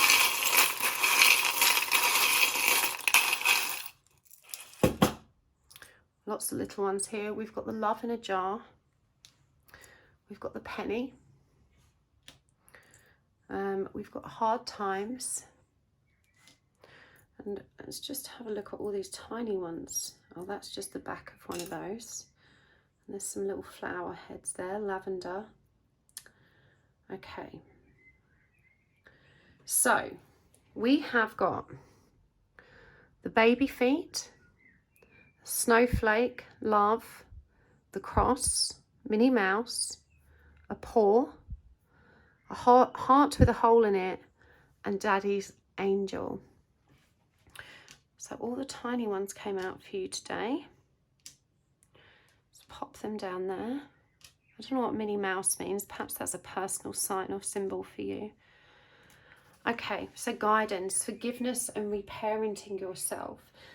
I do feel that you need to forgive yourself for not knowing better. You need to forgive yourself for having made the decisions that felt right and good for you at the time based on what you knew and understood. There is no shame in it. You know, this came through in part one as well. It's this energy of kicking yourself. You idiot, why did you do that? You should have known better. And you couldn't have known better. You know, I do think that both of you come from a fairly dysfunctional background. And so, you know, you found a lot of solace in the intimacy and stability you found with one another. And in the early days, it probably felt really good to have that kind of partner in crime, you know, that you were just there for each other. And that probably felt, you know, really, well, it just felt really good. But in reality, you know, both of you were papering over the cracks of your own trauma. You need to forgive yourself, and you certainly need to forgive them. You know, you're not really a victim of this situation because you've willingly chosen to be here. You've enabled all of this to happen. And that's not about blaming yourself. It's just about being accountable rather than blaming the other person. Oh God, you've wasted so much of my time. In real terms, you've chosen to be here despite, you know, this person showing you who they are. So it's not about blame. It's about forgiveness, about recognizing that you're simply not right for each other so that you can move forward, not with hate and poison and resentment, but with compassion and acknowledgement that, you know, it just wasn't a good fit. It was good while it lasted, and now it doesn't feel good, and that's okay. That this reparenting yourself is really important because you attached so comfortably to this person because you just needed to feel that energy of belonging. You wanted to build a family of your own. You wanted to create a safe relationship in which you could flourish and grow, and you were always just looking for that light and that beautiful transformation. It does feel like you've got quite an optimistic or idealistic outlook about life. But you know, the guidance here, the silver waterfall, is all about healing and cleansing self. And look how interesting this is, because we see a demi-swan. Swans are never on their own. They mate for life. And this makes me, you know, feel like this is a powerful symbol for, you know, you still haven't found your long-term partner. You know, don't fool yourself into thinking this is something it isn't. Now is the time to cleanse yourself of all of that dysfunction and the distortion that you've been through, to help yourself arrive at a point of being renewed so that you can go out there and find the relationship and family unit that is going to be there for you and is going to feel good. I'm going to get some more guidance cards. I feel like we need some more. We'll get some of these Oracle of the Seven Energies. We've got Beyond the Ordinary, Great and Full,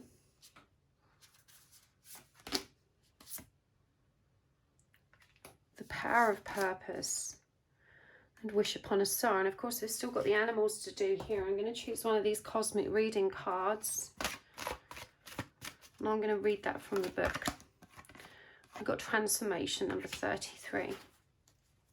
So yeah, you are not an ordinary person. You're very full of life. You've got a very unique perspective of the world. You're spiritually curious and definitely drawn to that way of life, and you feel very restricted in that because your person really scoffs at it and they don't leave any room for you to explore that part of yourself.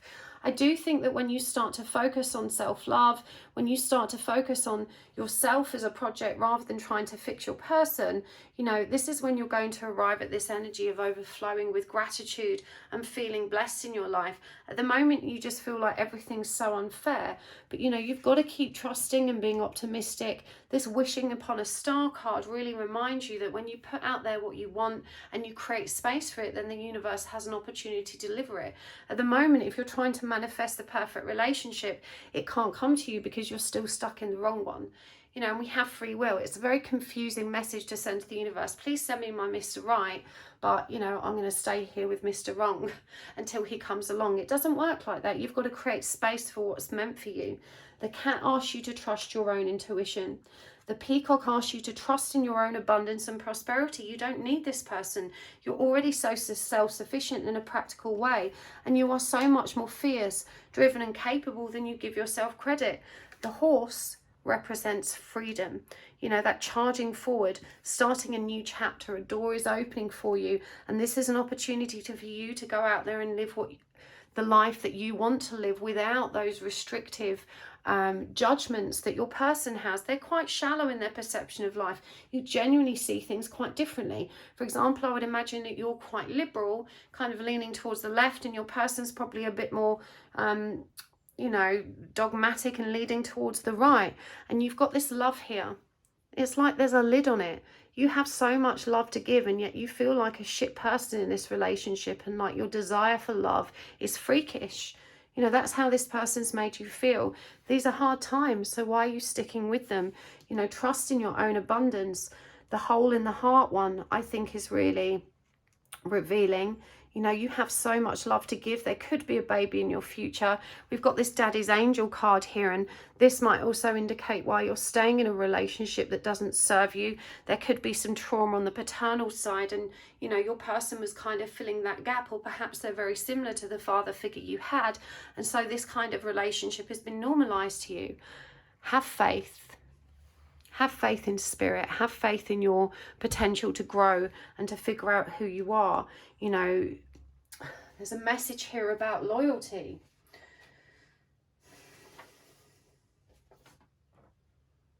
Yeah.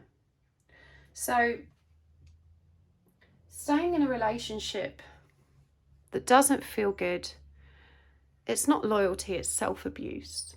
It doesn't matter that you have history with this person. It doesn't matter that you've helped one another through hard times. What matters is where you're at now. What matters is how hard you've worked to transform this connection, and that hasn't happened. You know, you've got to bring yourself in out of the cold. There's a little snowflake here. You know, you've got to trust that you can get yourself warm again. So let's read this card, Transformation. Number 33. I'm going to read it from the book because the book is always so beautiful. If I can find where I put it. Here we go.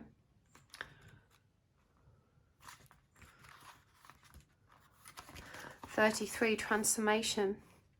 And the day came when the risk to remain tight in a bud was more painful than the risk it took to blossom. What a powerful quote. Transformation occurs in nature's cycles all around us, birth, death, and rebirth.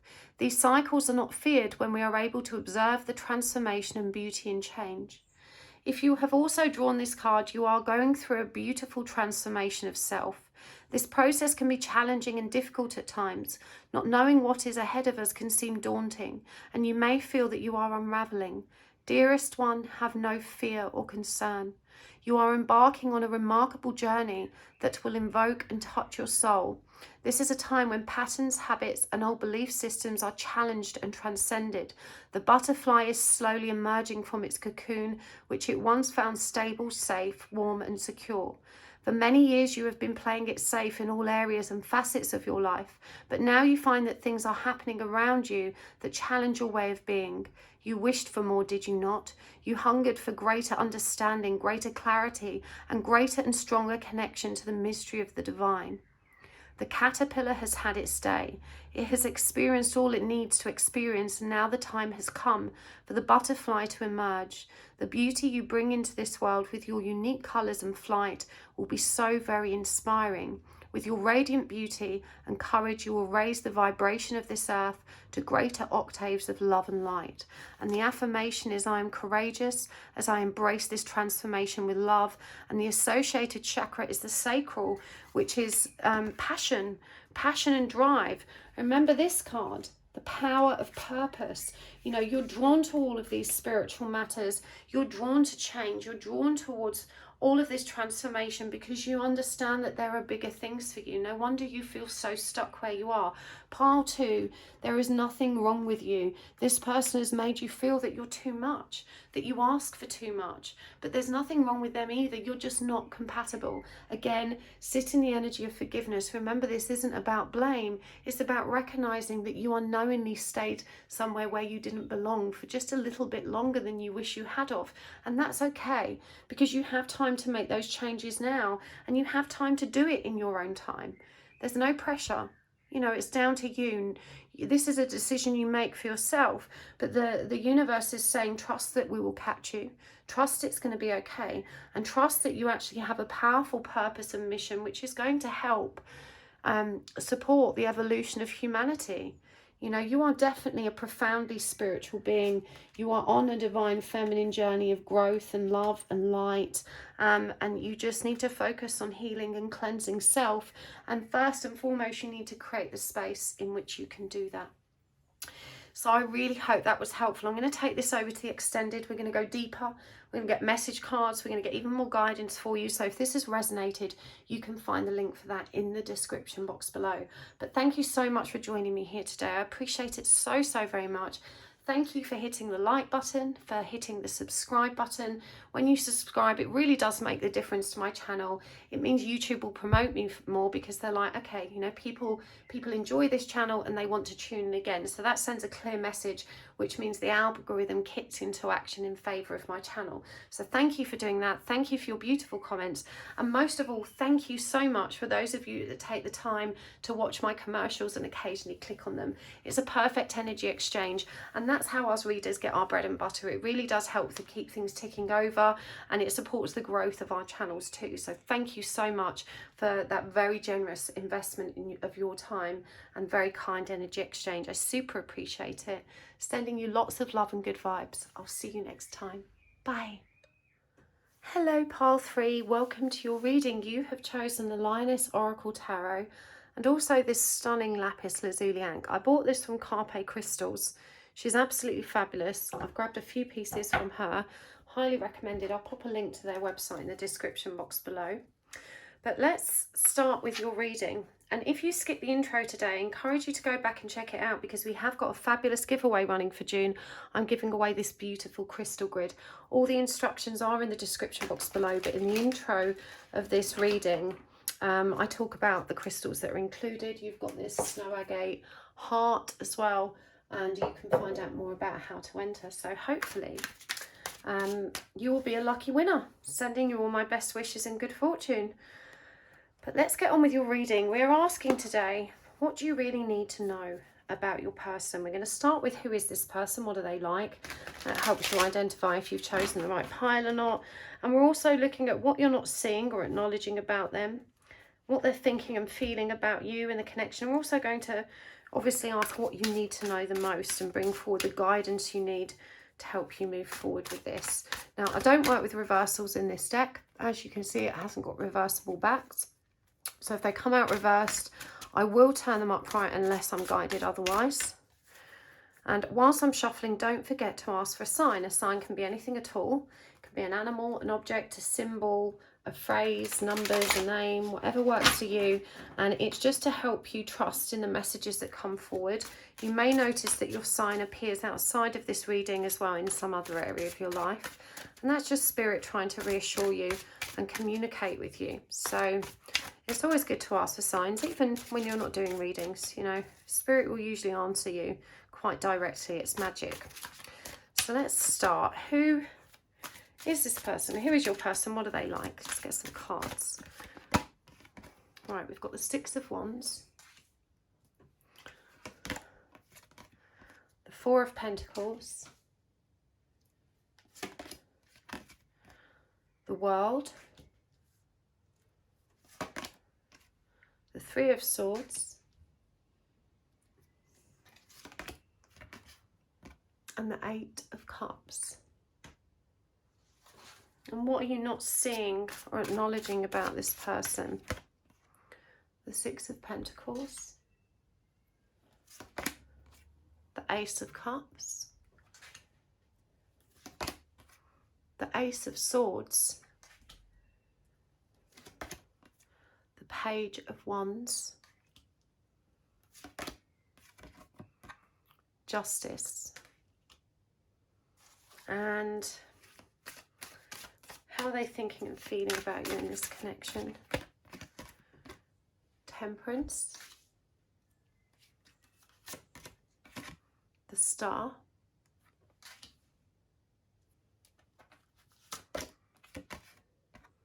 the Hanged Woman or the Hanged Man, the Three of Wands, and the Four of Wands. Okay, so let's get some animal cards and oracle cards as well. Just get out what we can fit on the table. We're going to use all the oracle cards, charms and tarot coins today. There will be an extended reading if this resonates for you. We've got Bison. That one wanted to come out. What is it? The Emperor. Okay, so that's divine masculine energy. Meerkat and Orca. And from the Kipper fortune cards,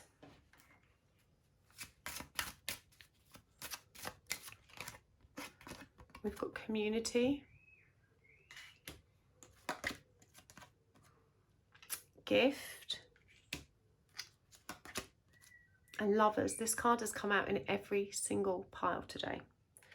So interesting how that works, isn't it? Okay.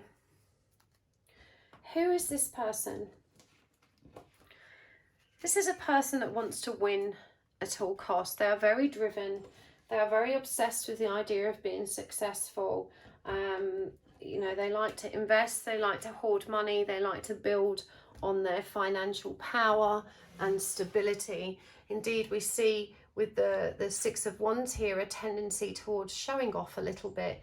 You know, they feel it's very important to be perceived as successful, to be seen in the right places, the right clothes, driving the right vehicle, in the right job. You know, they're very much all about keeping up appearances. And, you know, this is someone that kind of really feels like they need to hold on to their material assets to feel worthwhile. You know, they really get all of their power and self-esteem and energy of self-worth from the external material world. They are very worldly. This is probably someone that's quite well traveled. You know, the world is their oyster kind of energy as well. They're quite ambitious, and you know, they kind of long to have that stability. The Three of Swords in this deck is really unusual, because what we actually see here is a very happy couple, even though the Three of Swords is traditionally symbolic of heartbreak and grief. And I do get the impression that this is someone that is able to rise above their kind of feelings of loneliness, depression or anxiety, to kind of behave in a way that ultimately supports the greater good. But they definitely have a lot of dysfunction and heartbreak and grief within them that can make their behaviour or communication within relationships somewhat unpredictable. It's not that they're not loving, they very much are, and they try very hard to rise above their problems, but they do find that they sometimes interfere, and they do carry the burden or weight of the hurt that's in their past. The Eight of Cups reveals that this is someone quite introspective. You know, they may have travelled extensively to find themselves, and even though they've definitely repaired a lot of the damage that was wrought in their childhood, it does feel like this person's still somewhat in ego and perhaps haven't really discovered the truth of who they are. And yet I do love the energy of this person. You know, they seem so determined to do the right thing, and even though they're still stuck in this illusion of their ego, you know, that they have to have all of these things to be worthy, it's not rooted in any kind of unpleasantness. You know, at their heart, they do understand what is truly important. They're just not very good at keeping their focus there because their ego is a little bit fragile. They definitely suffered some kind of abuse in childhood. I'm picking up maybe challenges with a step parent or father figure that really kind of damaged their self-esteem. And so this is just one of the ways that they feel good about themselves. And I do feel that when it comes to relationships, this person takes them very seriously. You know, even though they don't fall in love easily, once they're committed, they're really committed. And they do, you know, look to the connection as being part of that package that they need to have to be comfortable and happy. Now, in terms of what you're not seeing or acknowledging about this connection, there's definitely a distinct lack of reciprocity here. You know, it does feel like this person buys your favor with gifts and money and treats rather than the things that you perhaps need the most, which I think is affection and quality time. This person is definitely very busy building their empire, and so, you know, they're quite likely to butter you up with, sorry I'm late, sorry I didn't make our date, sorry I had to cancel, but here's a bunch of flowers or a nice gift. And so, you know, this person isn't necessarily giving an equal measure at an emotional level, but it's certainly not intentional or deliberate. It's just that they're so focused on other areas, and actually they see working very hard as an act of love towards you because they're doing this for you and your future. They don't recognize that there is only the here and now, and that, you know, they're probably going to have spent all of the here and now working, and by the time you arrive at the future, there's not as much time to enjoy. And so they really don't have their priorities straight. But there is a lot of love here from you. For you. You know, this person does care very, very much, even though I think they're quite pragmatic and direct in communicating it in perhaps not the most romantic ways. But this person is also quite honest and truthful. And I felt that was important for you to hear because there may have been some trust issues that transpired in your connection recently. But I do believe they value truth. They value stability. They value faithfulness. This is someone that does have quite a strong moral compass.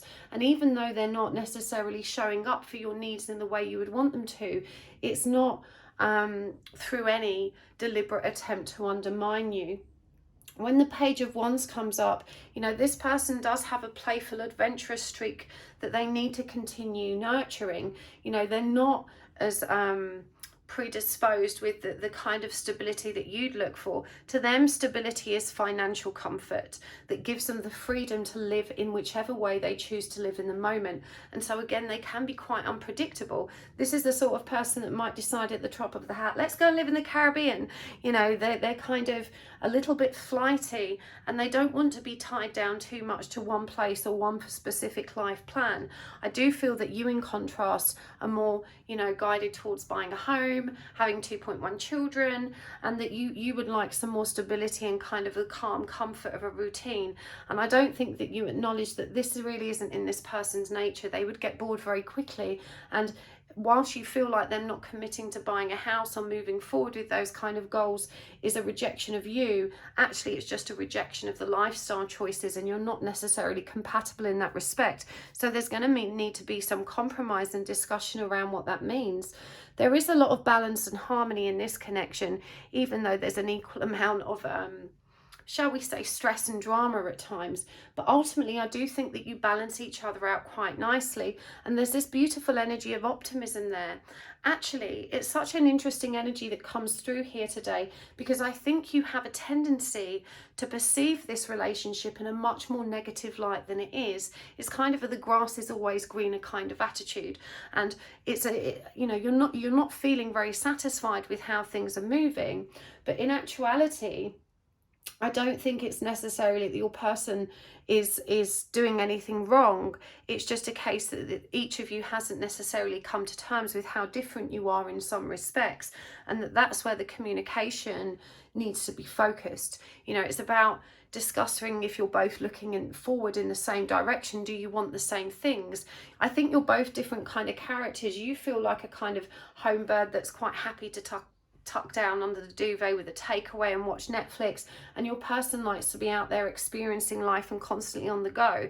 They're not very good at those kind of calm what they would perceive as quite mundane activities. And so even though you sometimes feel neglected by them, I do feel that actually you could both meet in the middle and maybe agree, well, you know, we'll go out once a week and party hard, but likewise I want a day at home when we can relax together and just be alone. You know, this is really about compromise rather than complaint, you know. And I think this is where you get stuck. You're kind of both fighting for what it is you want as individuals and what you think you need, and it just feels like there's a deep father wound here on your side. You know, it does feel like your own. The caregiver on your paternal side wasn't very loving or supportive. You know, there was a strong desire to kind of shape you into how they thought you should be. And I think because they were so very much deep in distorted masculine energy, there was also a tendency to kind of, it's kind of a very masculine mentality of trying to put everything in a box. It's just like this, get over it kind of attitude. There was a great deal of lack of approval. And so when this person doesn't necessarily come at you with that feminine understanding and that very emotional nature, this does trigger a lot of old wounds in you as well. They've definitely had a similarly dysfunctional upbringing, possibly also with a step parent or father caregiver, and yet they're still playing into that expectation of them. You know, they were only showed love when they achieved something. So you may notice that when you do something that makes them proud, or you achieve something, you know, they're really supportive, really congratulatory, really want to celebrate that with you, but they don't necessarily recognize the need for those kind of, you know, those little interactions that are important. And it just feels like you're both reliving those father wounds through one another. You know, your person isn't super comfortable expressing their emotions, but they do try, and they have got that loving energy in them. I do feel that both of you are quite defensive about your mistakes, and there's a tendency to kind of trigger one another there. But your person just has this desire to be seen as strong, to be seen as successful. They still yearn for their parents' approval, even though that's unconscious. And so they have a lot of repressed anger, and they're attracted to chaos and unpredictability. And they do find it hard to you know, develop an emotional connection. And so I feel like because you both share that trait, you know, in the bit in the middle can sometimes be challenging. But when we have, you know, I guess negligent or overly controlling parents, you know, our self-image when we're kids is so dramatically influenced by how others feel about us and treat us. So when our parents aren't able to demonstrate, you know, unconditional love and security and support, we end up blaming ourselves.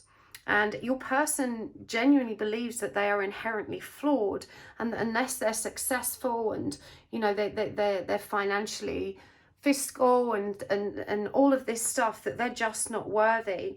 And so this is why it brings such a lot of negativity into the relationships, you know, not just with you, but I think with friends as well.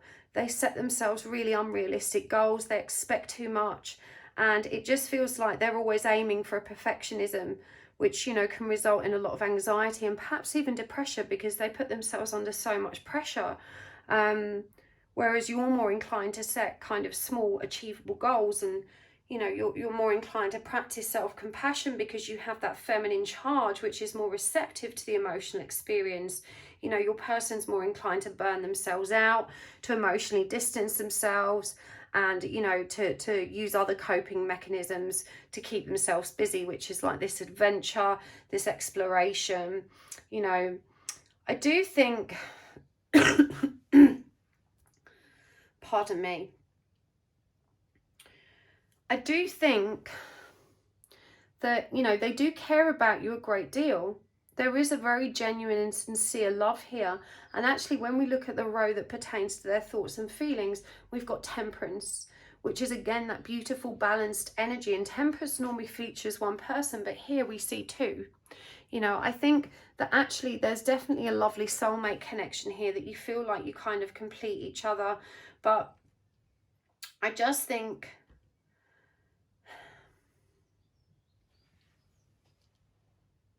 I don't know, there's some kind of, and it's in you, there's something here that you're not satisfied with.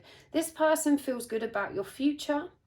You know, they're willing to see your perspective, even if they can't always understand it. They've decided that they want to be with you, and you have the Four of Wands here, energy here, which is that beautiful energy of celebrating union and love. It feels like they definitely see a future with you, but there's something in you that just always feels it's not quite right, or that there's something missing, and you can't always put your finger on it. And again, I don't think it's necessarily an issue within the connection. I think it's how both of you communicate in relation to how you were raised, and trying to find a middle ground with that. You know, constantly dreaming about something you don't have is quite often an indication of, you know, not being able to actually acknowledge where things aren't satisfying or comfortable for us. You know, but I don't pick up on any malicious intent in either of you.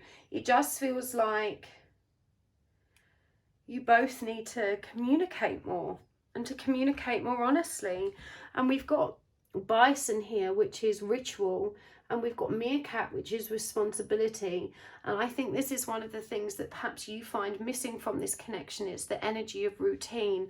And I do think as well, your person has quite a traditional perspective of how relationships look. We've got the Emperor showing up here. You know, this is the alpha energy, the leader energy, you know, the being in charge energy. And with the Orca energy, which is all about playfulness, it's called songlines in this deck. It just feels like, you know, you need to reintroduce the energy of play and the energy of fun together. Things have become strained or too serious, and I don't think either of you can work out why.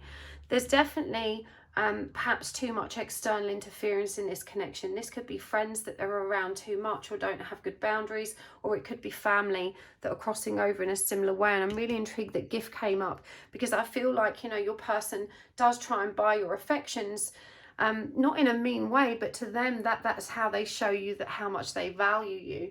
But to you, it just feels like an empty offer. You know, it doesn't make you, I think receiving gifts isn't necessarily one of your love languages.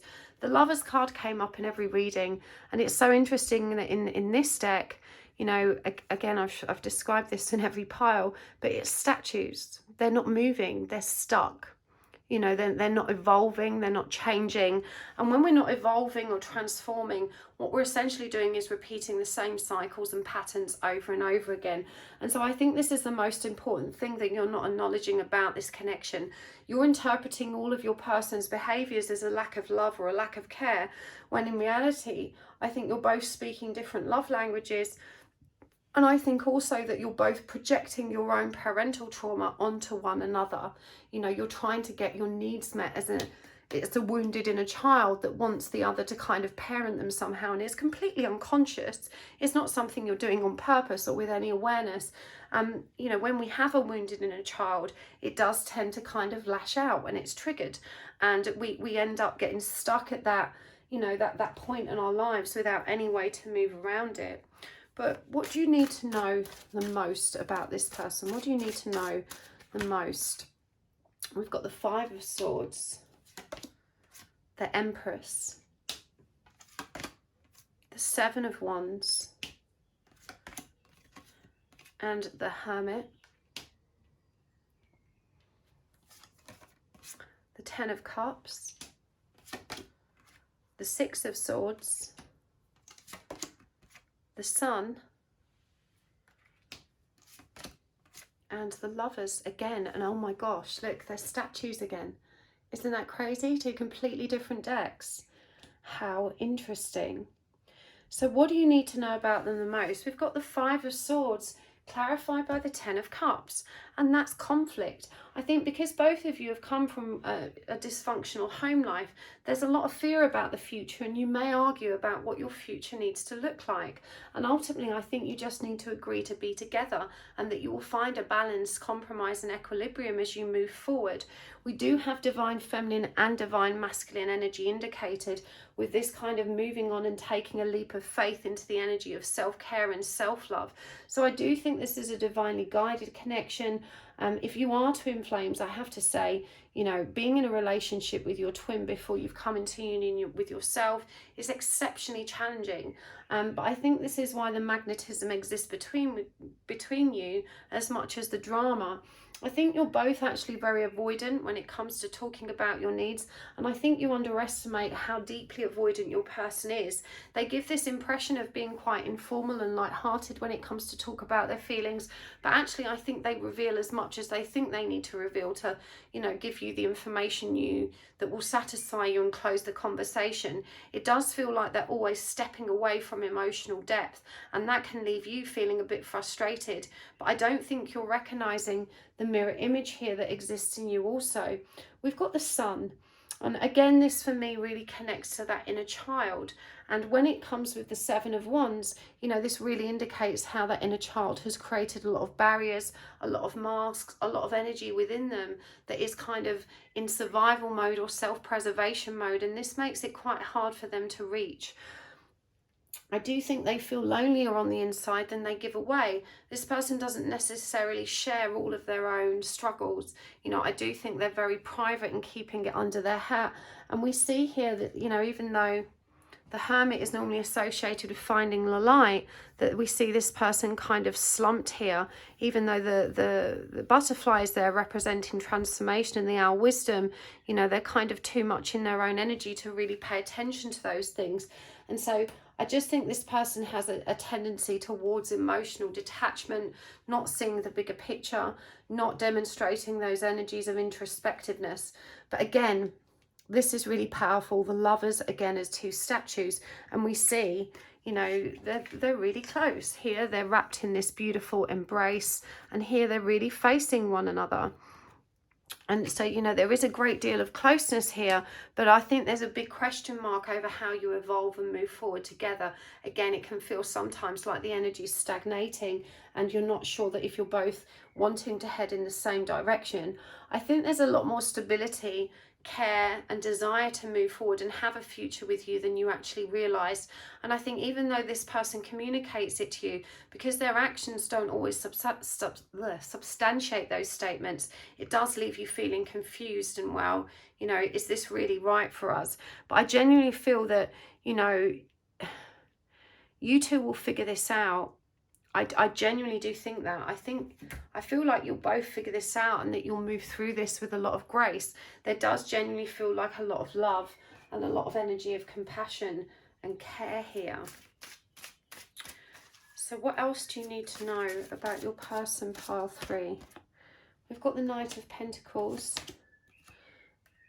We've got the Hierophant, the 8 of Swords, the 10 of Wands, Judgment, Strength, the Knight of Cups, and the Magician. So this is really lovely. You know, knights are symbolic of action and forward movement, and we see here that your person, you know, they've got two things on mind. They've got love and they've got money. And ultimately, this is their primary focus, to take care of you, which they take very seriously, and to take care of your financial future. These are two things that matter a lot for them. And I don't think you can underestimate, in particular, the monetary aspects, how powerful a driving factor that is for them. I do think they will wake up from that and they will recognize that a big part of that drive is actually born of the ego's desire to try and impress upon others how successful, great, stable, acceptable they are. At the moment, they're not seeing that, but I don't think you do either. I feel like you also get a kick out of all of the wonderful benefits of having some wealth. Ultimately, I do see commitment coming forward here. This person is one of your greatest teachers, your greatest strengths and assets in terms of learning about who you are. And again, I think the spiritual nature of this connection was always driving you both towards self-awareness through the reflection you see of one another in each other. The reflection you see of yourselves in one another. And I just think that each of you holds the key to the other's awareness, and that this is a beautiful strength in this connection. It may feel challenging, but it does feel like Spirit's calling you to pay attention to the signs. There's a lot of limiting beliefs that both of you hold about how this can move forward, and we see this kind of scaredy cat here. Bearing in mind that cats are symbolic of intuition. When a cat feels frightened, for me, this is someone that's not trusting their own intuition, in particular when it comes to love.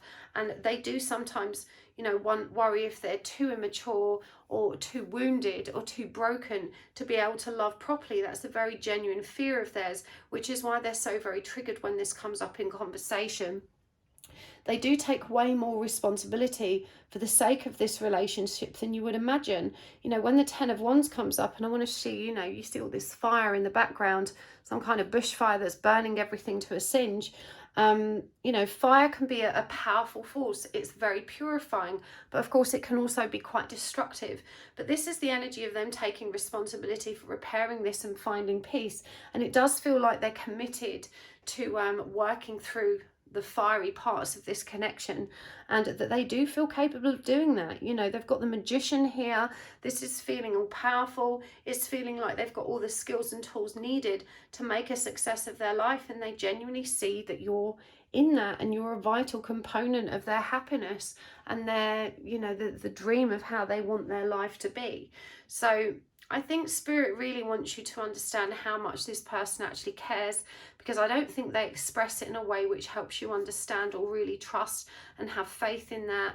And perhaps you are also, you know, confused about I guess the soul status of this connection.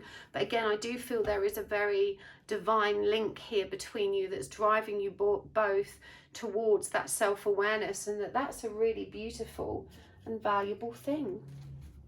So let's see what the guidance is for you two. What's the guidance in terms of how to move forward with this? Wow, this came up in the exact same spot in every pile. Forgiveness. It's obviously a big energy we're working with right now. This came up as well, reparenting yourself. Inner peace. And the garden. And from the animal, let's get some more animal cards from the animal deck. We've got the snow leopard, the seahorse. Actually, let me put those down. I don't know why I put them down there. The raven and the goat. Let's get some charms as well. Oh, what was that one? Oh, that's just one of the backs. Okay, what have we got here? We've got the double terminated amethyst. We've got slightly bitter. We've got the writer or typewriter. We've got the map. We've got save yourself.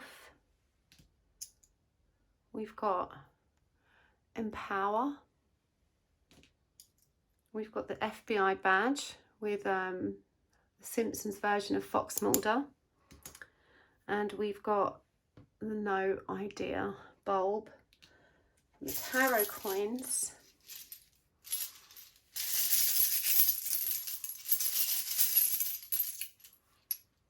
We have got the Page of Cups. Ooh. The Five of Pentacles.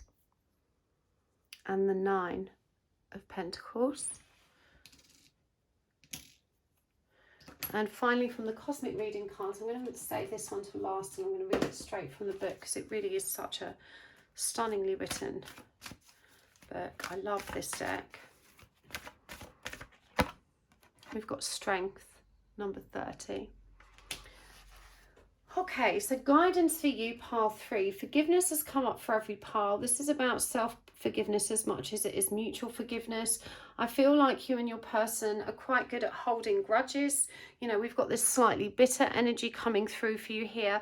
And again, you're being guided to take into account that a lot of the bitterness and resentment that you kind of throw at each other is actually nothing to do with your relationship and everything to do with the relationship you had with your parents. And you need to watch carefully and really sit in recognition of the triggers that come through, to observe the triggers as an opportunity to identify that wound within you. When we're triggered, what's essentially happening is pain, old experiences is being brought to the surface. And if we can have enough self-restraint to pause and reflect on why we're feeling that way, more often than not we'll find that it wasn't really because of what's happening in the present, but it's rooted in the past. We've got this equality energy and reparenting yourself. And again, you know, this is what we discussed about the childhood experiencing and never quite feeling good enough or worthy enough. And it just feels like you're both, even though you're in this together, you're both being guided towards parenting selves rather than expecting parenting from one another, which I think is what's the dynamic that exists between you here. Really is that kind of energy of, you know, why aren't you taking care of me? And that's an energy that really is born of the parental wound. Both of you ultimately just want peace. You want to be happy. Whether your lifestyle goals, you know, you may look at the details of it, but rather than focusing on details, I think it would be really good for both of you to analyze how you feel. What feelings are the goals? You know, I want to be peaceful, I want to be happy, I want time, or I want calm, and then work back to fill in the gaps rather than starting with I want to live here, or I want that, or I want this specifically. You know, the Raven also encourages you to remember that everything's transient and changing, and that you're constantly being informed about it. This is about new information being brought forward in the connection, and that you're still very much getting to know each other, even though may have been a long-term relationship. You know, I think both of you take time to really open up, and day by day both of you are still growing and evolving, so there's always more to learn about one another. And I think this is really encouraging you to be open to the potential for beautiful transformation together. The Garden is always a beautiful card when it comes up. It's connected here to reliability with the goat energy. I also associate the goat or the ram with that Aries energy, that powerful drive. But when the Garden comes up, you know, the Garden's such a beautiful metaphor for life. It reminds you that what you focus on grows. You know, when you tend to your garden and you lovingly nurture it and you're aware of what's growing where, it really comes into bloom, and you're able to kind of really enjoy all of that growth. If you neglect it, you let people toss their garbage into it, you don't weed it regularly, or, you know, cut things back, it gets unruly and overgrown. And so I think this is really reminding you to give your relationship time. You know, above all else, that is one of the ultimate and most important changes that needs to occur, is that you need to set aside time to discuss these things calmly and to figure out how you can continue strengthening this connection and building that stability and reliability into it, so that you feel you can lean on one another. You know, when the double pointed amethyst comes up, this reminds me that you both have the power to move the energy between yourselves and support one another with comfort. And there's a deeply intuitive energy to this connection. You know, even though you may not always discuss a lot of things openly, there is a kind of spiritual understanding at an energetic level that occurs between you. And again, we've got that page of cups coming up, another indicator of that inner child stuff. But for me, this is also just about being playful, more affectionate, more romantic, you know, not allowing your grievances to interfere with you both having a good time. And actually, when you really clash heads, it may be more worthwhile writing down what you actually want to say, so you can each get in there.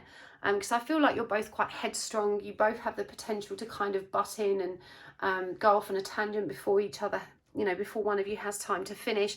And so by writing it down, you're able to be a lot more measured in what you communicate. You know, you can edit it and rewrite it. And it also means that the other person has to read it without responding until they've got through that. So you're properly heard. But save yourself.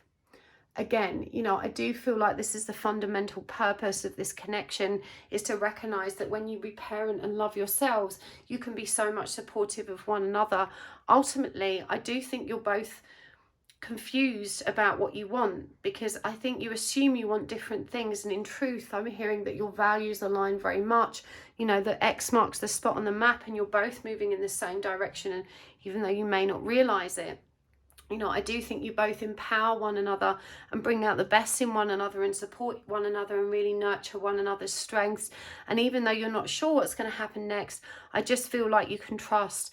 You know, you're both facing deep projection wounds again from that parental experience, and your person copes with it with the energy of self-sufficiency, whereas you need to know everything to feel comfortable and safe. And because your person is not necessarily comfortable with sharing everything, and you know, it doesn't necessarily satisfy that investigative person in you that kind of just wants the information so they can feel safe and make informed decisions. Again, these are not a clash of interests, they're just a difference in common interests and common function, but it doesn't mean that you can't make this work. I do get a lot of compatibility here, even though there are differences. It's just about actually communicating and meeting in the middle. So let's read the strength card for you. We've got tiger energy coming through there.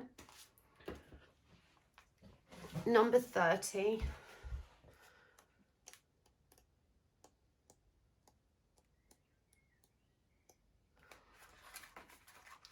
Mastering others is strength. Mastering yourself is true power. And that's a quote by Lao Tzu.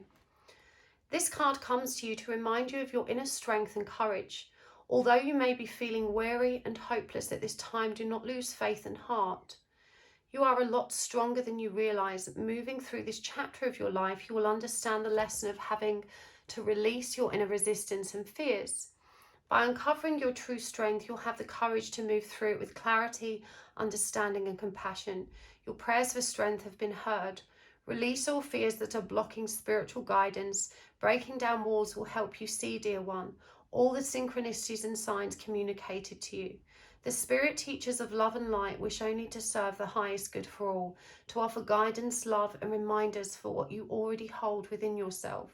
You hold so much strength, courage, determination, and perseverance, and the first step in uncovering and embracing your true strength is to accept your current state, whether it is vulnerability, powerlessness, emotional fragility, or weakness. The second step is surrendering to that universal life force of love. Allow the third step, empowerment, to flow into your life naturally. Strength and empowerment will come. Use this chapter to find your deepest source of strength, to renew your faith and be all that you truly are, a spiritual warrior living in conscious freedom. And the prayer says, Great Spirit, guide me through this period. Give me the insight, courage, and strength I need to cultivate the source of strength already within me. And the associated chakras are sacral and solar plexus. So that's all about passion and power, the sacral and solar plexus. The solar plexus is our trigger center. And so when the sacral and solar plexus are coming up together, you know, allow addressing those triggers to be your passion, you know, and to find empowerment within that. So I'm going to take this over to the extended now. We're going to go deeper into this. We're going to get messages from your person's higher self, find out more about what you need to know about them and this connection. So if this has resonated for you, you can find a link to the extended in the description box below. But thank you so much for joining me here today. It really has been a pleasure to read for you. I appreciate your presence so much. Thank you so very much for hitting the like button and for your beautiful comments, and also for subscribing. Subscribing is so important. I know about 50% of my viewers will just type in Happy Twins and find my videos each time. But when you hit the subscribe button, it sends a very clear message to YouTube that you're supporting my channel. And that really helps boost how the YouTube algorithm perceives, you know, the likability of my channel. It helps me grow. So thank you for subscribing, and thank you so much to those of you that are very generous with your time and take the time to watch my commercials and click on them. That really does help generate some revenue, which keeps my channel growing. Every little helps, and I appreciate it so much. It's a perfect energy exchange, so thank you. Really appreciate it. Lots of love, happy souls. I'll see you next time. Bye.